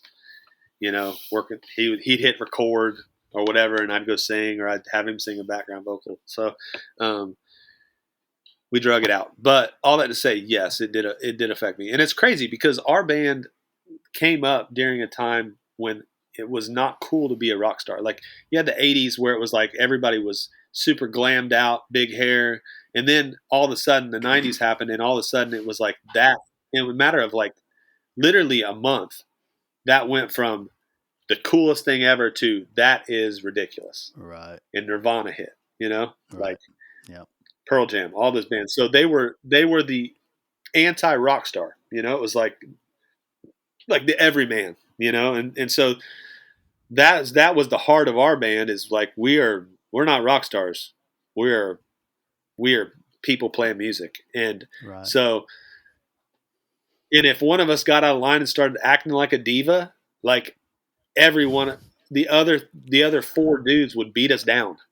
Right. Like, oh, what's up? You need a special cup of coffee? Like we just well, whatever the thing is, we would Right. we would we'd be like, oh, big rock star needs a special, like and so it was we were anti rock star. So all that to say, Right. that seems like when you get off the road, you just be a normal person, right? Right. But what I didn't account for is like every night, at my job, I was getting a lot of people to say, wow, you did a great job. Right. People pull their phone out now at a concert and they're like recording. Oh, it's my favorite song. Mhm. I got a job after Bleach was over, and it was the only time I did a job I really didn't feel passionate about, but I needed to make money, and it Right. lasted for about 8 months or so. Um, and my boss, it was like a small company, maybe like 10 people in the company. I get hired. The big boss would come in, I mean, daily, and be like, I could hear him behind me. He'd be like, hey, what's that guy's name? What's his name? And I'd be like, Davy, And Right. I put a post-it note on my computer that said, my name is Davy, because Right. I went from, oh my gosh, what's he going to do? How's he going to play this guitar solo? Like, Mhm. oh, I got to record it to, every night talking to people. Right. That was the best. In a regular job, when you walk into the office, people don't stand on their feet and scream and clap and Right. say, "Ah!" Mhm. When I'm composing an email, nobody's standing behind me with a phone going, "I wonder how he's going to compose this." Like I'm gonna get a video. Right. It's so Yep. so. That being said, I didn't realize how much I had grown to. I don't know that I needed it, but I felt like Right. it was missing. Right. Where it was like nobody was telling me, awesome job, you know?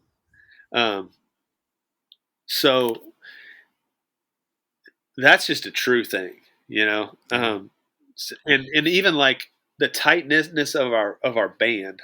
I don't know if you felt this way too, but it's like I had all these guys that I love so dearly Yeah. and friends that were in the music industry. And so Right. we would go and meet when I'd meet new people, like new friends or, in Nashville that weren't connected to music or whatever, or at church, I'd in the back of my head would think, my friends are cooler than you. Like I have the coolest friends ever.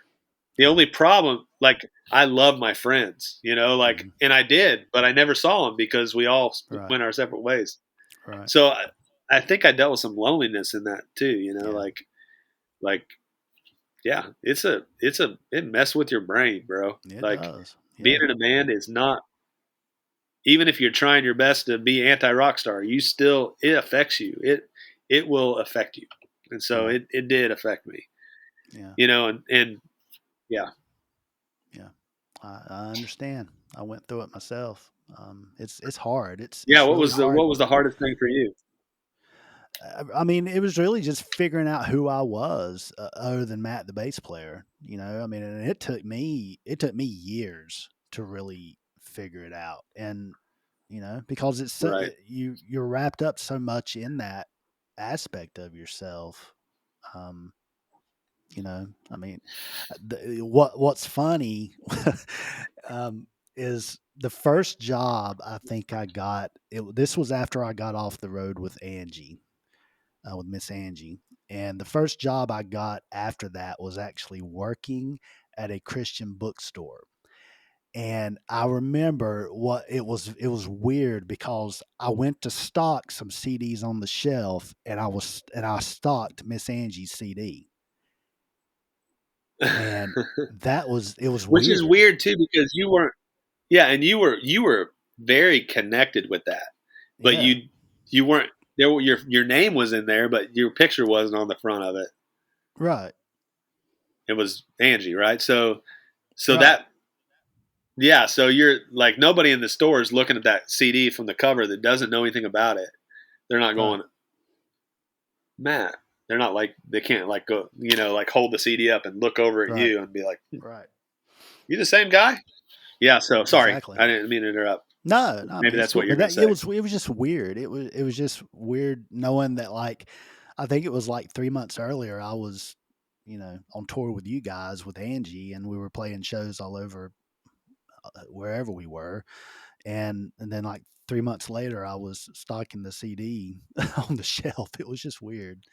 So, but yeah, I mean it once Yeah. I did finish playing and I just wasn't music wasn't my main thing anymore. It took me a while to really figure out who I was, and I struggled and I made a lot of Did you have stupid people? decisions. Do what? Yeah. Yeah. You try to fill that void somehow, You right? do. Yeah, absolutely. Yeah. So did you have people? Did you have people recognize you at the bookstore No, or no? no, no. Yeah, that's even harder. It's even Yeah. harder. Oh yeah, definitely. Yeah. So Yeah. let's kind of transition a little bit. After Bleach Yep. ended, I know you went through a pretty difficult time in your life with your first marriage ending up, in divorce. Take us through that time in your life and talk, some about what got you through it. Yeah. Dude, first thing I want to say about that is I would not wish divorce on my worst enemy. Um, Right. it's hard. I mean, in a way, it's a death of something, of a dream, or of a hope, of a promise. Um, Right. and I uh, I feel like I have to start there a little bit Yeah. because I Right. don't want anybody to think that, oh, that's a good idea. Maybe I ought to do that because it turned out okay Right. for him. You know what I mean? Right. Like Right. that is not I mean, if you can work it out, it's always better to have redemption in something that's Right. broken than it is to just to cast it away. Like it matters. And so I want to say that first. Um, it was hard. It was the worst thing I've ever been through. I feel like as a whole, you have to be brave.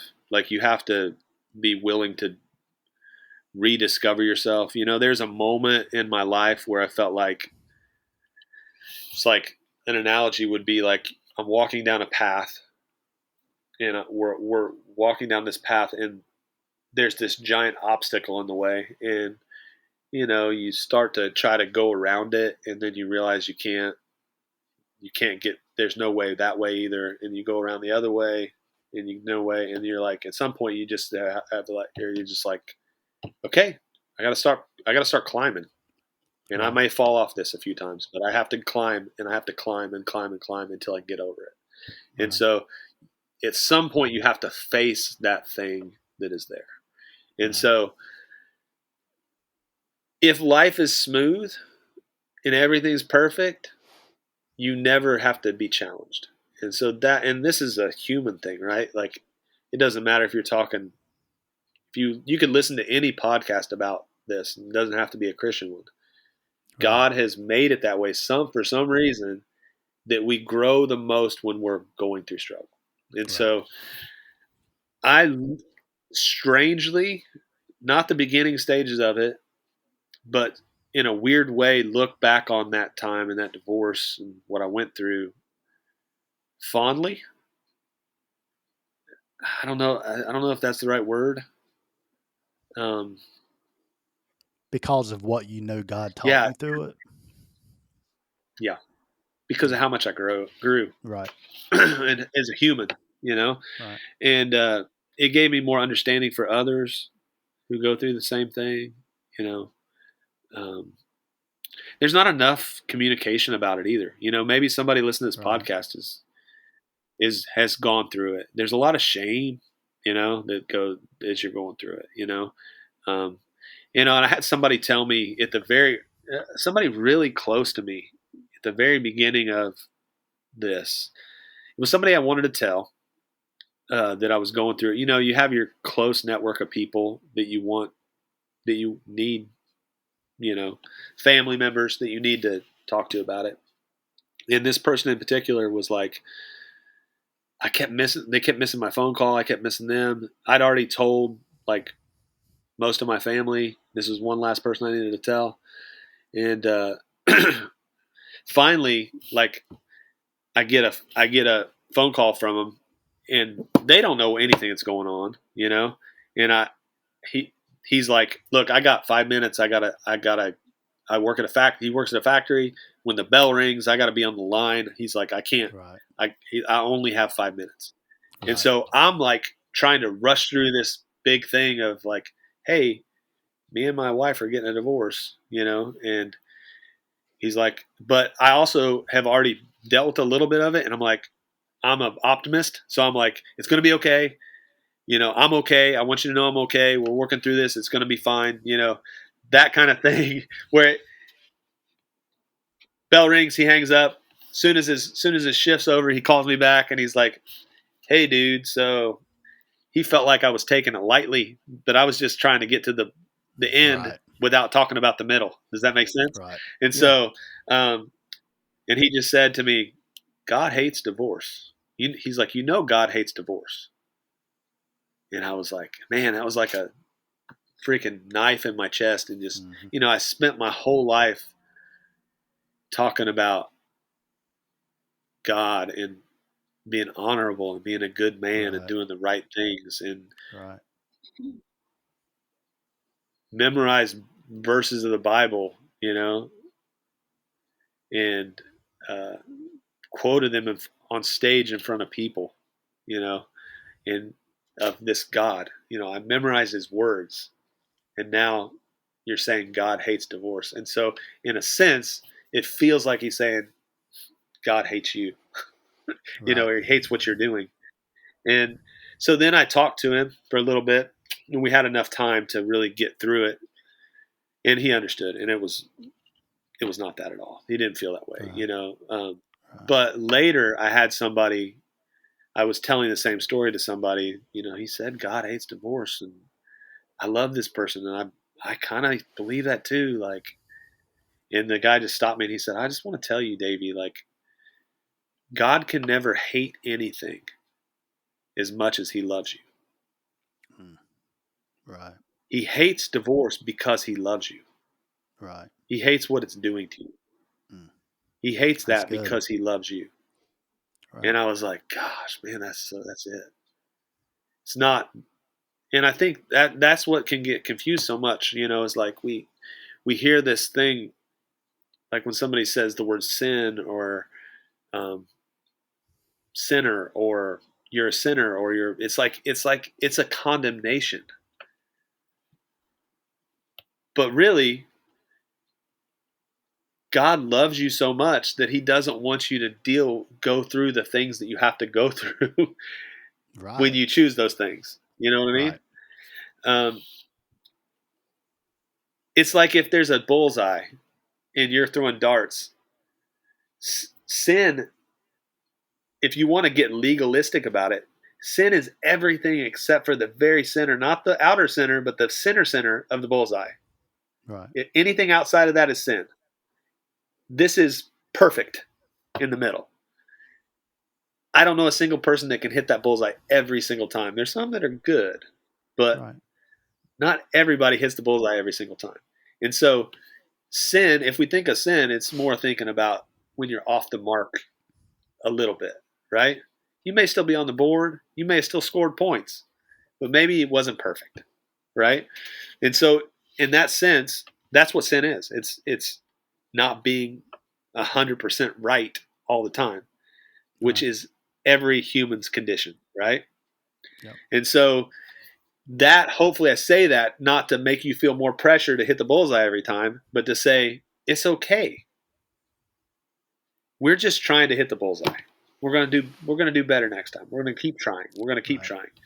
Um, and so it takes hopefully it takes pressure, and that's the reason for Jesus in the first place, Yeah. is because we can't always hit them. We're not God.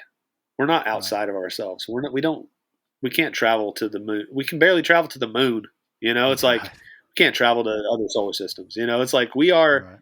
limited and finite, and everything we know as humans exist on a little speck in the cosmos. Every song that's written, every book, every thing that's ever happened from this little tiny planet called Earth. Okay, think about this. This is our perspective as humans.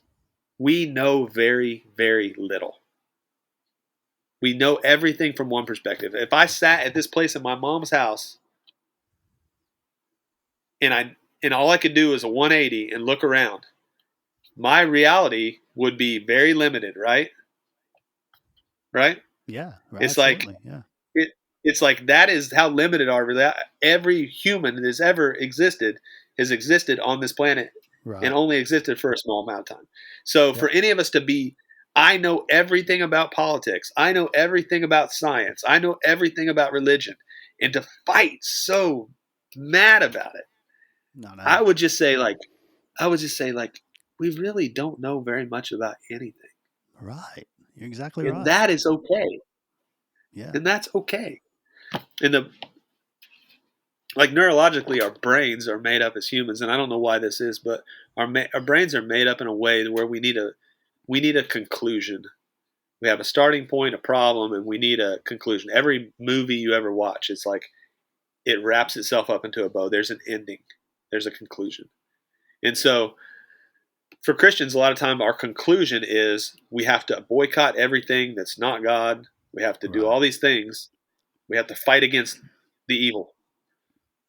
And if we don't, then it's going to mess up our um, system of belief, because we have Right. to have answers for everything. I mean, I Right. grew up with that. Yeah, I'm sure you did. Like, Yeah. give an answer for everything. Right. You have to have an answer for everything. And the reality is, if we think about that little speck in the cosmos, we don't have answers for a lot of things, and it's okay. Right. It's okay. So the conclusion for me has been the answer of there's some things I know for sure, but there's also some things I don't know. And that's okay. That's the conclusion, is to know that Right. it's unknowable. Like, Right. I've never been to heaven. I know about what heaven was going to be like or could be like, but I've never been there. You know, Right. I've never been to hell. I've, you know, I've lived hell in my own life through this divorce that we're talking Right. about, but I don't know, And so all that to say, those are things. That's a real long answer about my divorce, but to say these are things that have grown in me. Is the importance of doing the best you can with what you have. And I Right. think once I went through, like, one of the things that I kept telling myself during my divorce as I was going through it was, I can't control this other person. I can do my best to love them. I can do my best to be kind. I can try not to take a baseball bat to their headlights of their car, even though Right. I've fantasized that in my brain. um, Right. I can try to, but what I can do is be the very best person I can be. I can try Right. my best to be a good man, and that's all I had. You know, Right. Right. uh, I've never really told anybody this, but like, I'll tell you this. Never publicly said this, but Right. it's a process as you go through divorce. Like, you have to sign papers to set in Tennessee. You have to wait before it's official.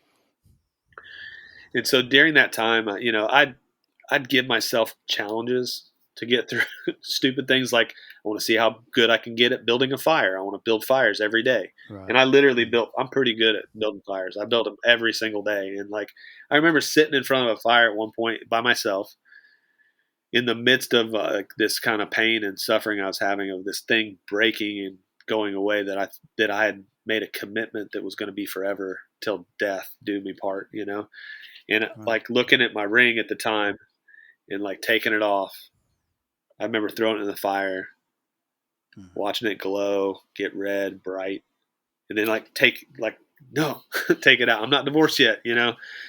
And so the day finally came, and we went to the courthouse in Franklin, Tennessee, and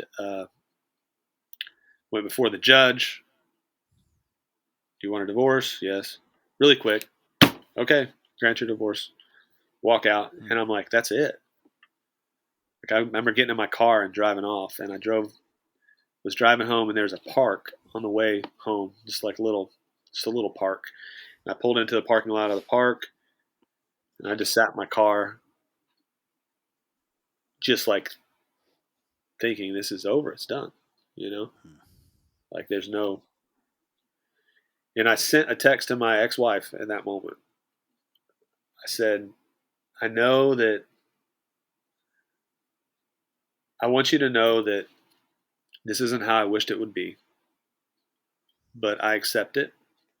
And I want you to know that that promise that we made to each other a long time ago mattered, that it was important. And this is paraphrased. I don't remember exactly that's what I said, but I Right. said the promise that I made was important to me, and I release you from your promise.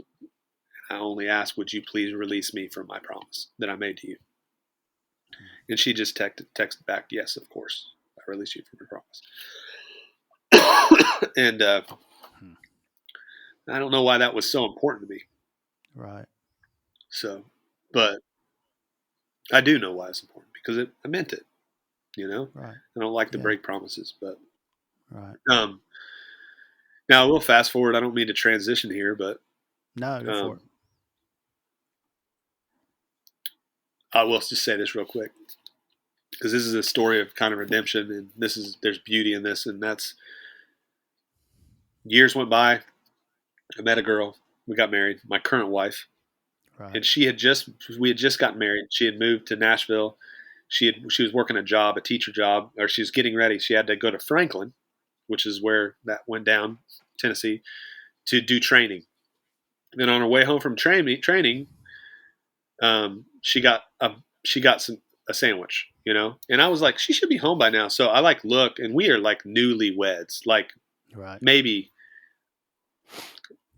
like a couple months into our marriage, and Mhm. I look on the app, and I see her car, like you have the tracker or whatever. I just see her car is like Right. parked at that exact same park, Wow. that same park. And I'm Right. like, what in the heck is she doing? I hadn't been back to that park since that day Right. right after my divorce. I'm like, this is crazy. What's she doing there? So I just text her. I said, what's up? What you doing? She's like, oh, nothing. I just stopped at a park. I got a sandwich and stopped at a park. But it's been really great. I'll have to tell you about it later. And I'm like, okay. So I don't ask any questions. She gets home. I was like, hey, so tell me about that park. Like what happened? And she's like, it's really strange, but like I ate my meal and I was just going to drive home, but I was like, I decided to get out of the car. I got out and I started walking around and I just started praying. And I felt like, she's like, I just started thanking God for the fact that you're in my life, that we got married, that like, that even though it wasn't perfect how it led up to us being together, like just thanking God for like us and the fact that Wow. both of us in our 40s were able to find each other. Right. And I'm like, oh gosh, it's crazy. And so Mm. like she saw my face and I explained to her what it was, and she's like that. Right. She's like yeah, it's just like a redemptive moment. I don't know if that makes Yeah. sense, but it was just No, like, it totally why did she does. stop at the exact same park? Exact same It's just park. like, yeah, it's just like, and it was just a reminder to me, like God's got a plan, and Right. my sister-in-law asked me like a couple weeks ago. She's like, "Is it weird?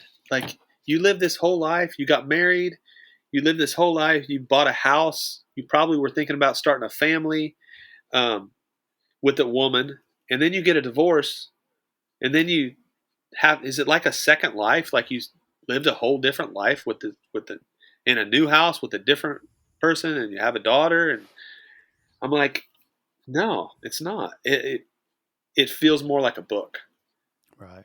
and that was a chapter of the book.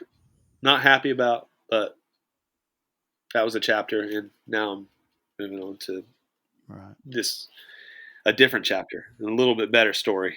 Yeah. um, and so that's kind of how that's that's kind of how I feel about it. I feel like Yeah. it's and and there's a whole bunch of pages in front of the one I'm on right now, where Right. we're at right now. A Absolutely.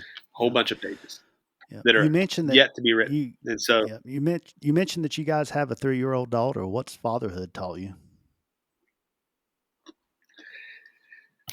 oh man, I mean, I can give you the standard answers that are very accurate, which is Mhm. it teaches you how selfish you are, Right. you know, because at the beginning you have to like you have to give of yourself. You have to lay down your own agenda in life, Right. you know.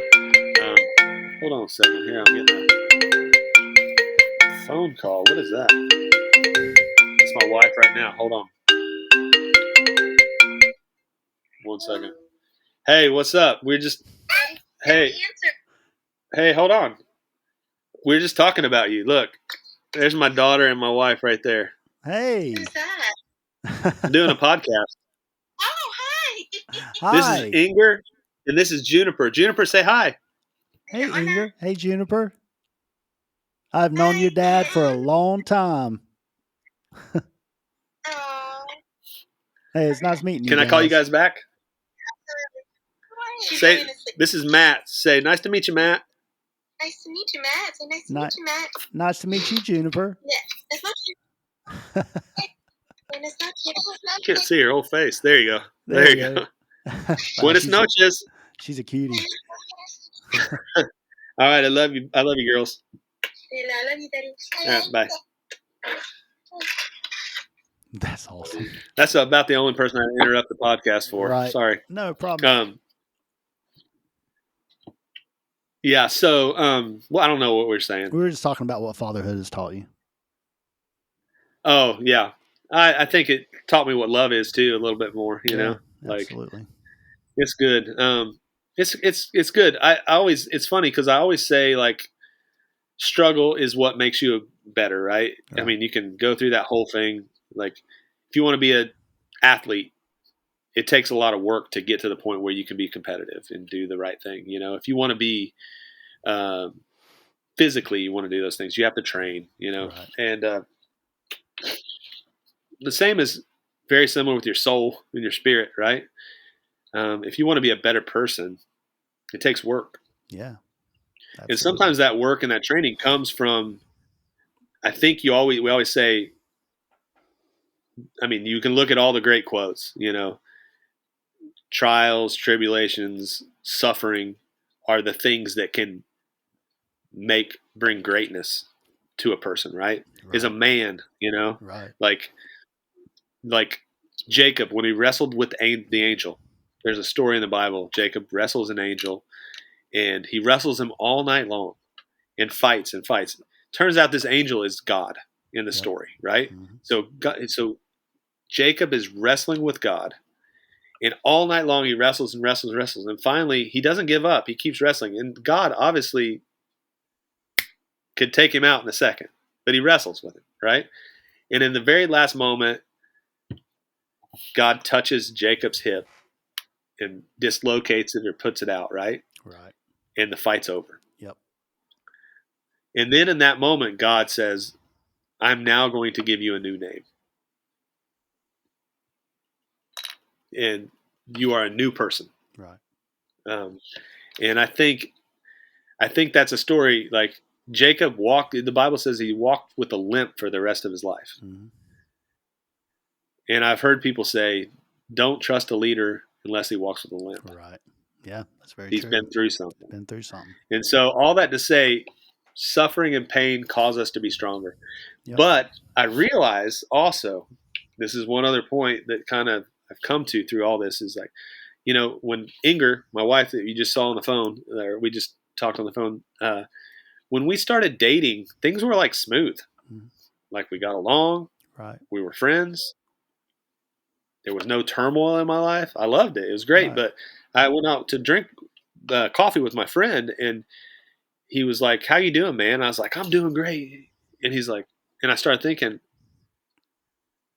he's like, "What?" And I was like, "I think I'm doing great. I don't really feel great. I just feel like I'm kind of like everything's smooth. It's like existing, you know. I don't feel like I'm growing." And in that moment, I realized that there's a difference. Like you can grow because it's like if I'm running from a lion that's going to devour me and kill me if I stop, I'm going to keep running and I'm going to get stronger as I'm running because I'm running. Right. And that can get you stronger, but you can also exercise. Right. I can also get on Right. a treadmill where there's no danger behind me and run. And so I think in that moment I realized like, and this is I'm talking specifically about my spirit and my humanity, is that I can put myself in positions that I feel uncomfortable on purpose.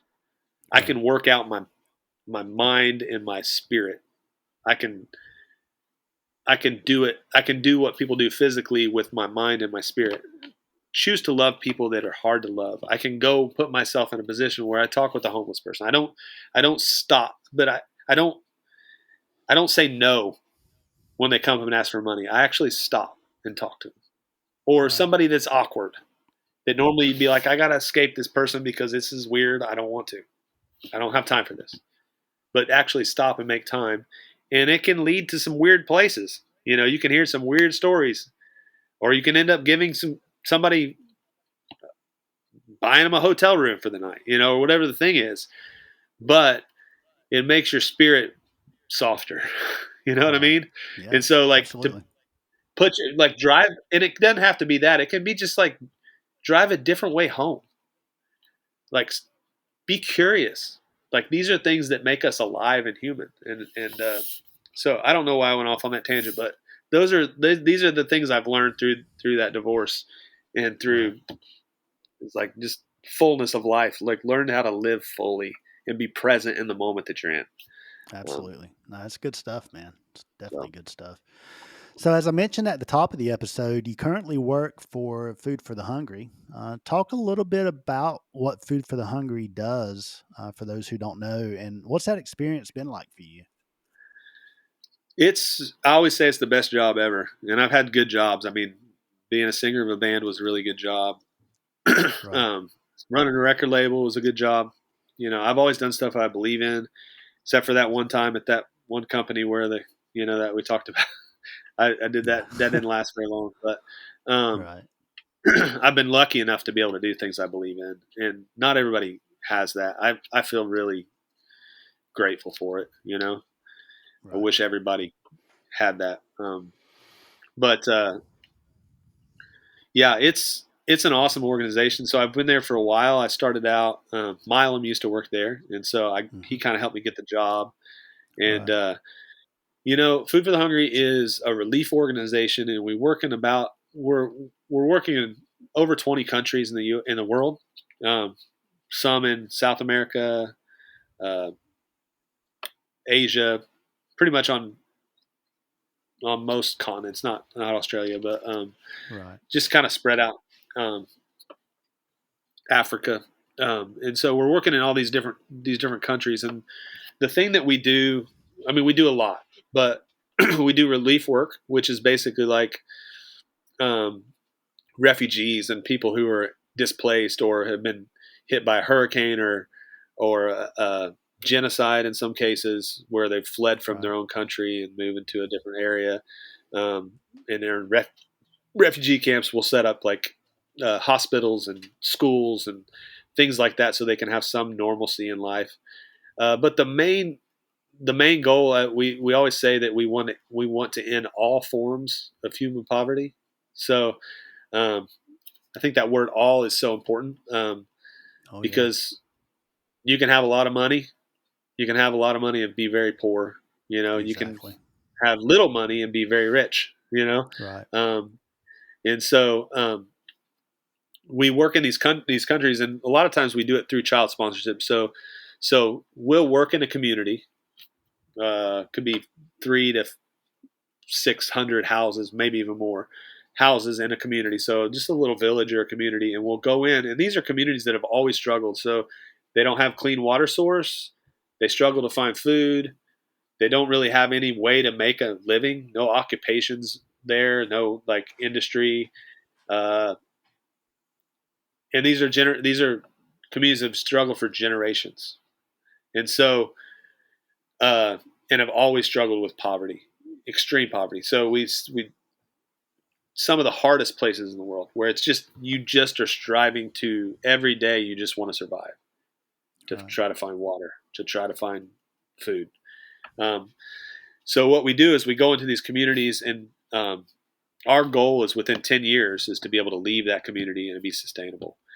Mm. And I say we go into the communities. It's not me that's going into the community. We literally Right. have staff that are Right. trained in the areas that we're Right. in. So um, our like I went to my first trip was to the Dominican Republic to do what we call a vision trip, which is to see the work that Food with Hunger is doing. And every person I met, except for one that worked for Food with Hungry, was Dominican. Hmm. So Carlos, who is one of the heads of the DR, uh, is higher up in our organization. Jonathan, who drove us around the Dominican Republic, they were sponsored children. And so what we Hmm. do is we go into these communities. The kids will sign up to be sponsored. It's a monthly sponsorship. You pay like $38 a month, and which is very little, in our Right. society. Can't get much Right. for $38 a month.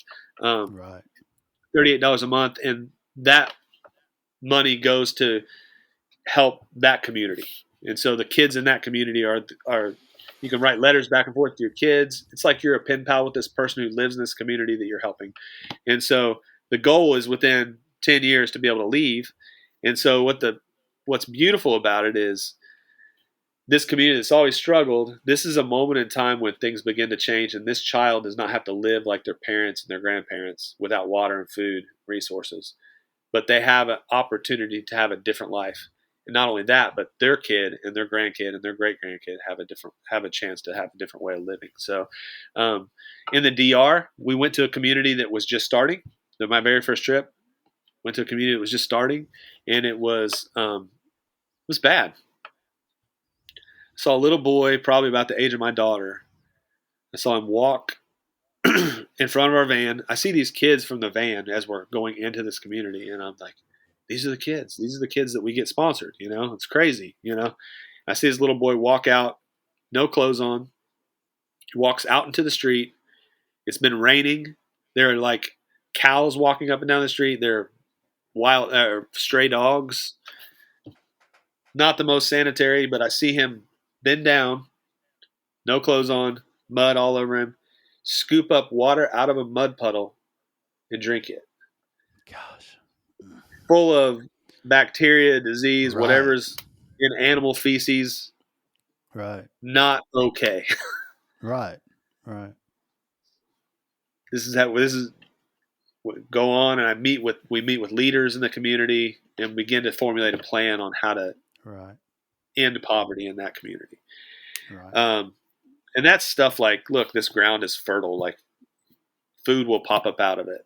Like this is how you plant it. Mm. You don't have to continue to do this thing, but you can do something different, and it'll change everything. And so Right. it's not. And again, it's not us. It's the people locally that are making their own change. It's beautiful. In the DR, there's a ton of water towers everywhere, but those towers are full of contaminated water that will make you sick. So what they need Mm. is filtration systems. Um, so leave that community. Fast forward about 8 hours later, I'm in several communities later. We've seen every stage of development. And we get into this community that is like 6 months away from graduating from our program. And like I'm telling you, Matt, it is night and day. Like there is like local businesses that are set up. There's storefronts. The community was 300 houses. Now it's 600 because it's a place that Wow. people want to live. It's safe. Wow. It's safe for their kids. their kids have opportunity there. There's schools. There was 3 girls that I saw in that community. It's like 8 o'clock at night. It's like in the evening. They have their school uniforms on, maybe 7:30, something like that. Dark. They have lights out. You can see these 3 girls. They have school uniforms on and books in their hands, and they're walking and laughing and talking. And I'm like, what in the world? It's like 8 o'clock. Like, why do they still have their school clothes on? Is that the only clothes they have? I'm thinking, like, what's the deal? Like, and the staff member from the FH said, Davy, no, those 3 young women are in an after school program that they choose to be in, that we offer. And I was like, really? What is that? And they're like, it's an accounting class. Wow. In a year and a half to 2 years from now, those 3 young women will be full-blown accountants. Wow. That's awesome. In an area where it was like they didn't even have clean water 10 years before. And so that's what we do. It is, if you want to sponsor a child, maybe you can put like a link in the notes, but that's an awesome way. It's so good. And you can also do one-time donations, but we encourage like sponsor children because it really helps. I actually got to visit my sponsored kid. My wife, I don't know if you, I guess people listening didn't really see this, but she's Peruvian. Her parents are Peruvian. And I sponsored, when we were dating, a little boy from Peru, and she sponsored a little girl. Never knowing that I'd ever be in Peru, just like, well, my girlfriend's heritage, that's her roots, Peruvian roots, so I'm going to sponsor Peruvian. Years later, we're like kind of getting serious, talking a little more serious talk, and she's like, you need to meet my family. And I'm like, I met your family in Houston. She's like, no, my aunts and uncles, you need to go meet my aunts and uncles in Peru. And so I said, yeah, let's do it. So we booked a trip, and when I booked my trip, I said, hey, I'd love to meet my sponsored child. And they were like, okay. I called Food Hungry, and they set it up, and sure enough, I got to meet the little boy that I sponsor, and she got to meet the little girl. And I'm telling you, it is I can't put words to it. So I will say this. Let me tell you, do we have a couple more seconds? Yeah, I know this is going way long. This is probably the longest podcast you've ever done. It actually is. Hey, I love it. Let's go. I like breaking records. I will say this real quick. One quick story. We were when I was in the Dominican Republic, I met one of our leaders, and a guy named Victor, and he told me a story. He said, up in the Andes Mountains, there was a community that was struggling, and we sent some people up. They said they wanted some help, and so we sent some people from Food Hungry up there, and super remote, way up in the mountains. And we met with their leaders. They all gathered around like we do, and we kind of make a timeline, like where far back as you can remember to like today. What are the major things that's happened in your community? Why are you struggling for food and these things? Let's talk about the past, and let's talk about where we want to go. Right. So it's just a simple beginning practice or practice to try to kind of get your mind thinking of outside of the box. Of what you can move to, what you can be, what you can hope for. Right. And we asked, like, what is the biggest issue that you deal with here in this community? And every single one of the leaders, probably 15 or 20 of the leaders, said the biggest issue is that 50% of our children are dying by age 5. Wow. Half of their kids in this community. And they said it's been going on for a long time. And so we're like, this is unreal. Like, what is going on? Like, what is we say, we know that region, there's domestic violence. Is it domestic violence? Is it malnutrition? It's very prevalent in that region too. Like, what's causing this? Every single one of the leaders said the same thing. They all agreed again. They said, the reason that our children are dying is because a long time ago, not our parents or grandparents, but our ancestors, a witch doctor came into our community. That witch doctor put a curse on our community. And because of the curse of this witch doctor, our kids die. Wow. and that's had Wow. happened for generations. And so we were like, do you mind if we look around? Can we come? And then, oh, please come in, look around. And so we looked around, and really quickly we found, didn't take long, but we found that there was, the way that they had built their houses was on this kind of earthy mud clay material, and it's, when all mixed together, it dries, it's like concrete, right? So their foundations of their houses were built on this kind of earthy material. That material was the perfect incubator for a tiny bug. Basically, that bug would go into that uh, foundation of their house, would build a nest. The net would have babies. At night, it was nocturnal. The bugs would come out. It would bite people sleeping on the ground. It would bite everybody and go back. If you made it to age 5, there was a good chance that you built up an immunity to this bug and you would continue on. But only half of the kids were making it to age 5. Wow. And everybody in the community was sick Uh, for generations. right. For generations. Uh, All it took was some bug spray right. and a couple gallons of paint, bug spray to kill the bugs, and paint to seal up the foundation. And guess what? The curse was lifted. Wow. And so I say that to say there was a curse. Gosh, that's crazy. Yeah. The curse was believing a lie. It was crazy. It was in the foundations of their houses, believing a lie in the foundations of your thinking, believing a lie that you were stuck in a situation, believing the lie that this witch doctor had control over you now. Right. The curse was Right. believing that you were stuck. Right. The God we serve says we are not stuck, but we are free. Says we are free. That's great. Yeah, And when that's you believe awesome. that, it changes everything. And so Right. that's why we need Absolutely. to focus on the whole person, body, mind, and spirit when we begin to do this, because it's not, there are ways that you and I are stuck. We believe lies that we have been told or Right. told ourselves about ourselves, that we feel stuck. You're not strong. You're not a strong man. You're not a strong leader. Right. You're not Right. good enough. You're a fake. You're pretending. All the things. We're all pretending. We're all Right. doing our best to make it through life. We're Yep. all doing our very best. Like, when you believe those lies, you get stuck in that position. And so our poverty sometimes here is believing we can't do anything to make a difference in these Right. communities. I'm telling you, $38 a month will make a difference. Literally, I've seen Right. it with my own eyes. You know, Right. um, and so all that to say, like, this is what we do. You know, and so we're not any different. Like, I'm not any different than the people. I actually, in some cases, the people that we serve or walk alongside are happier than most Americans I know.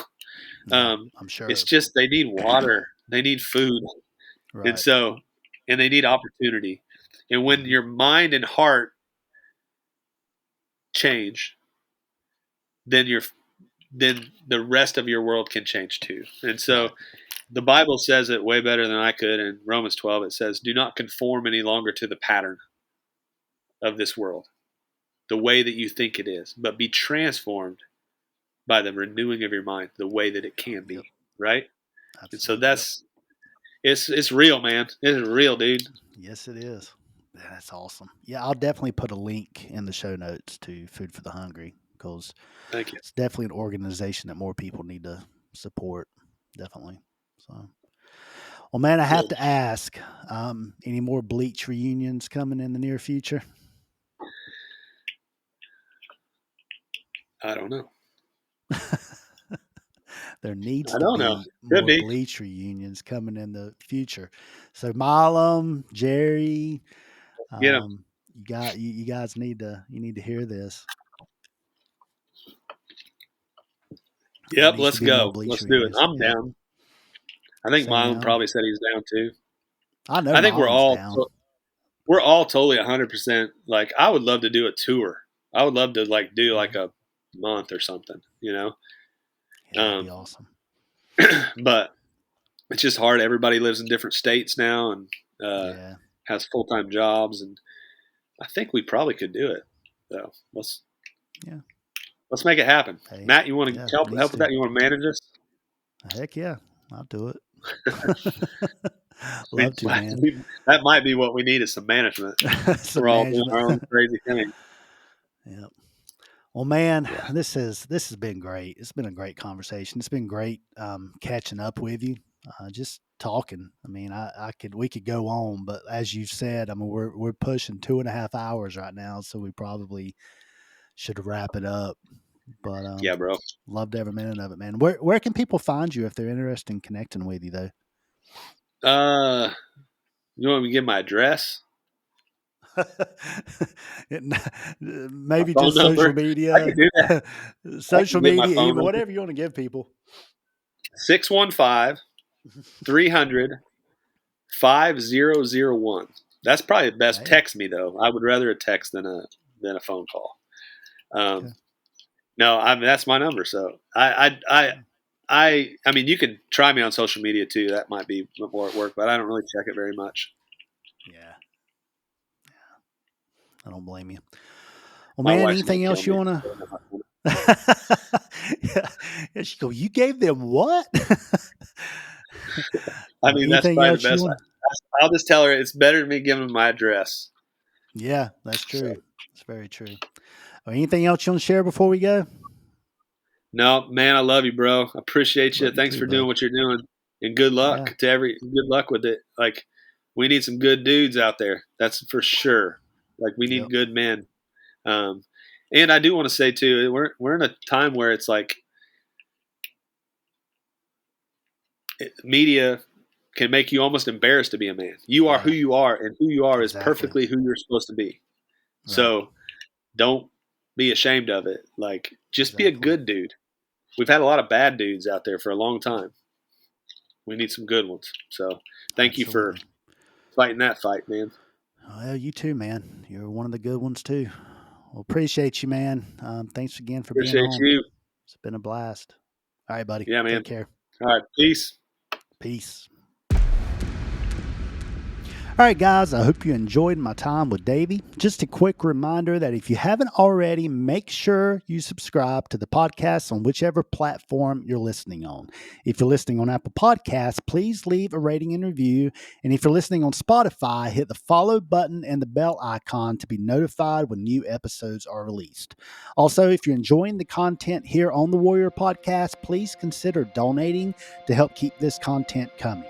Links to do so will be in the show notes. Take care, guys, and see you next time on the Warrior Podcast.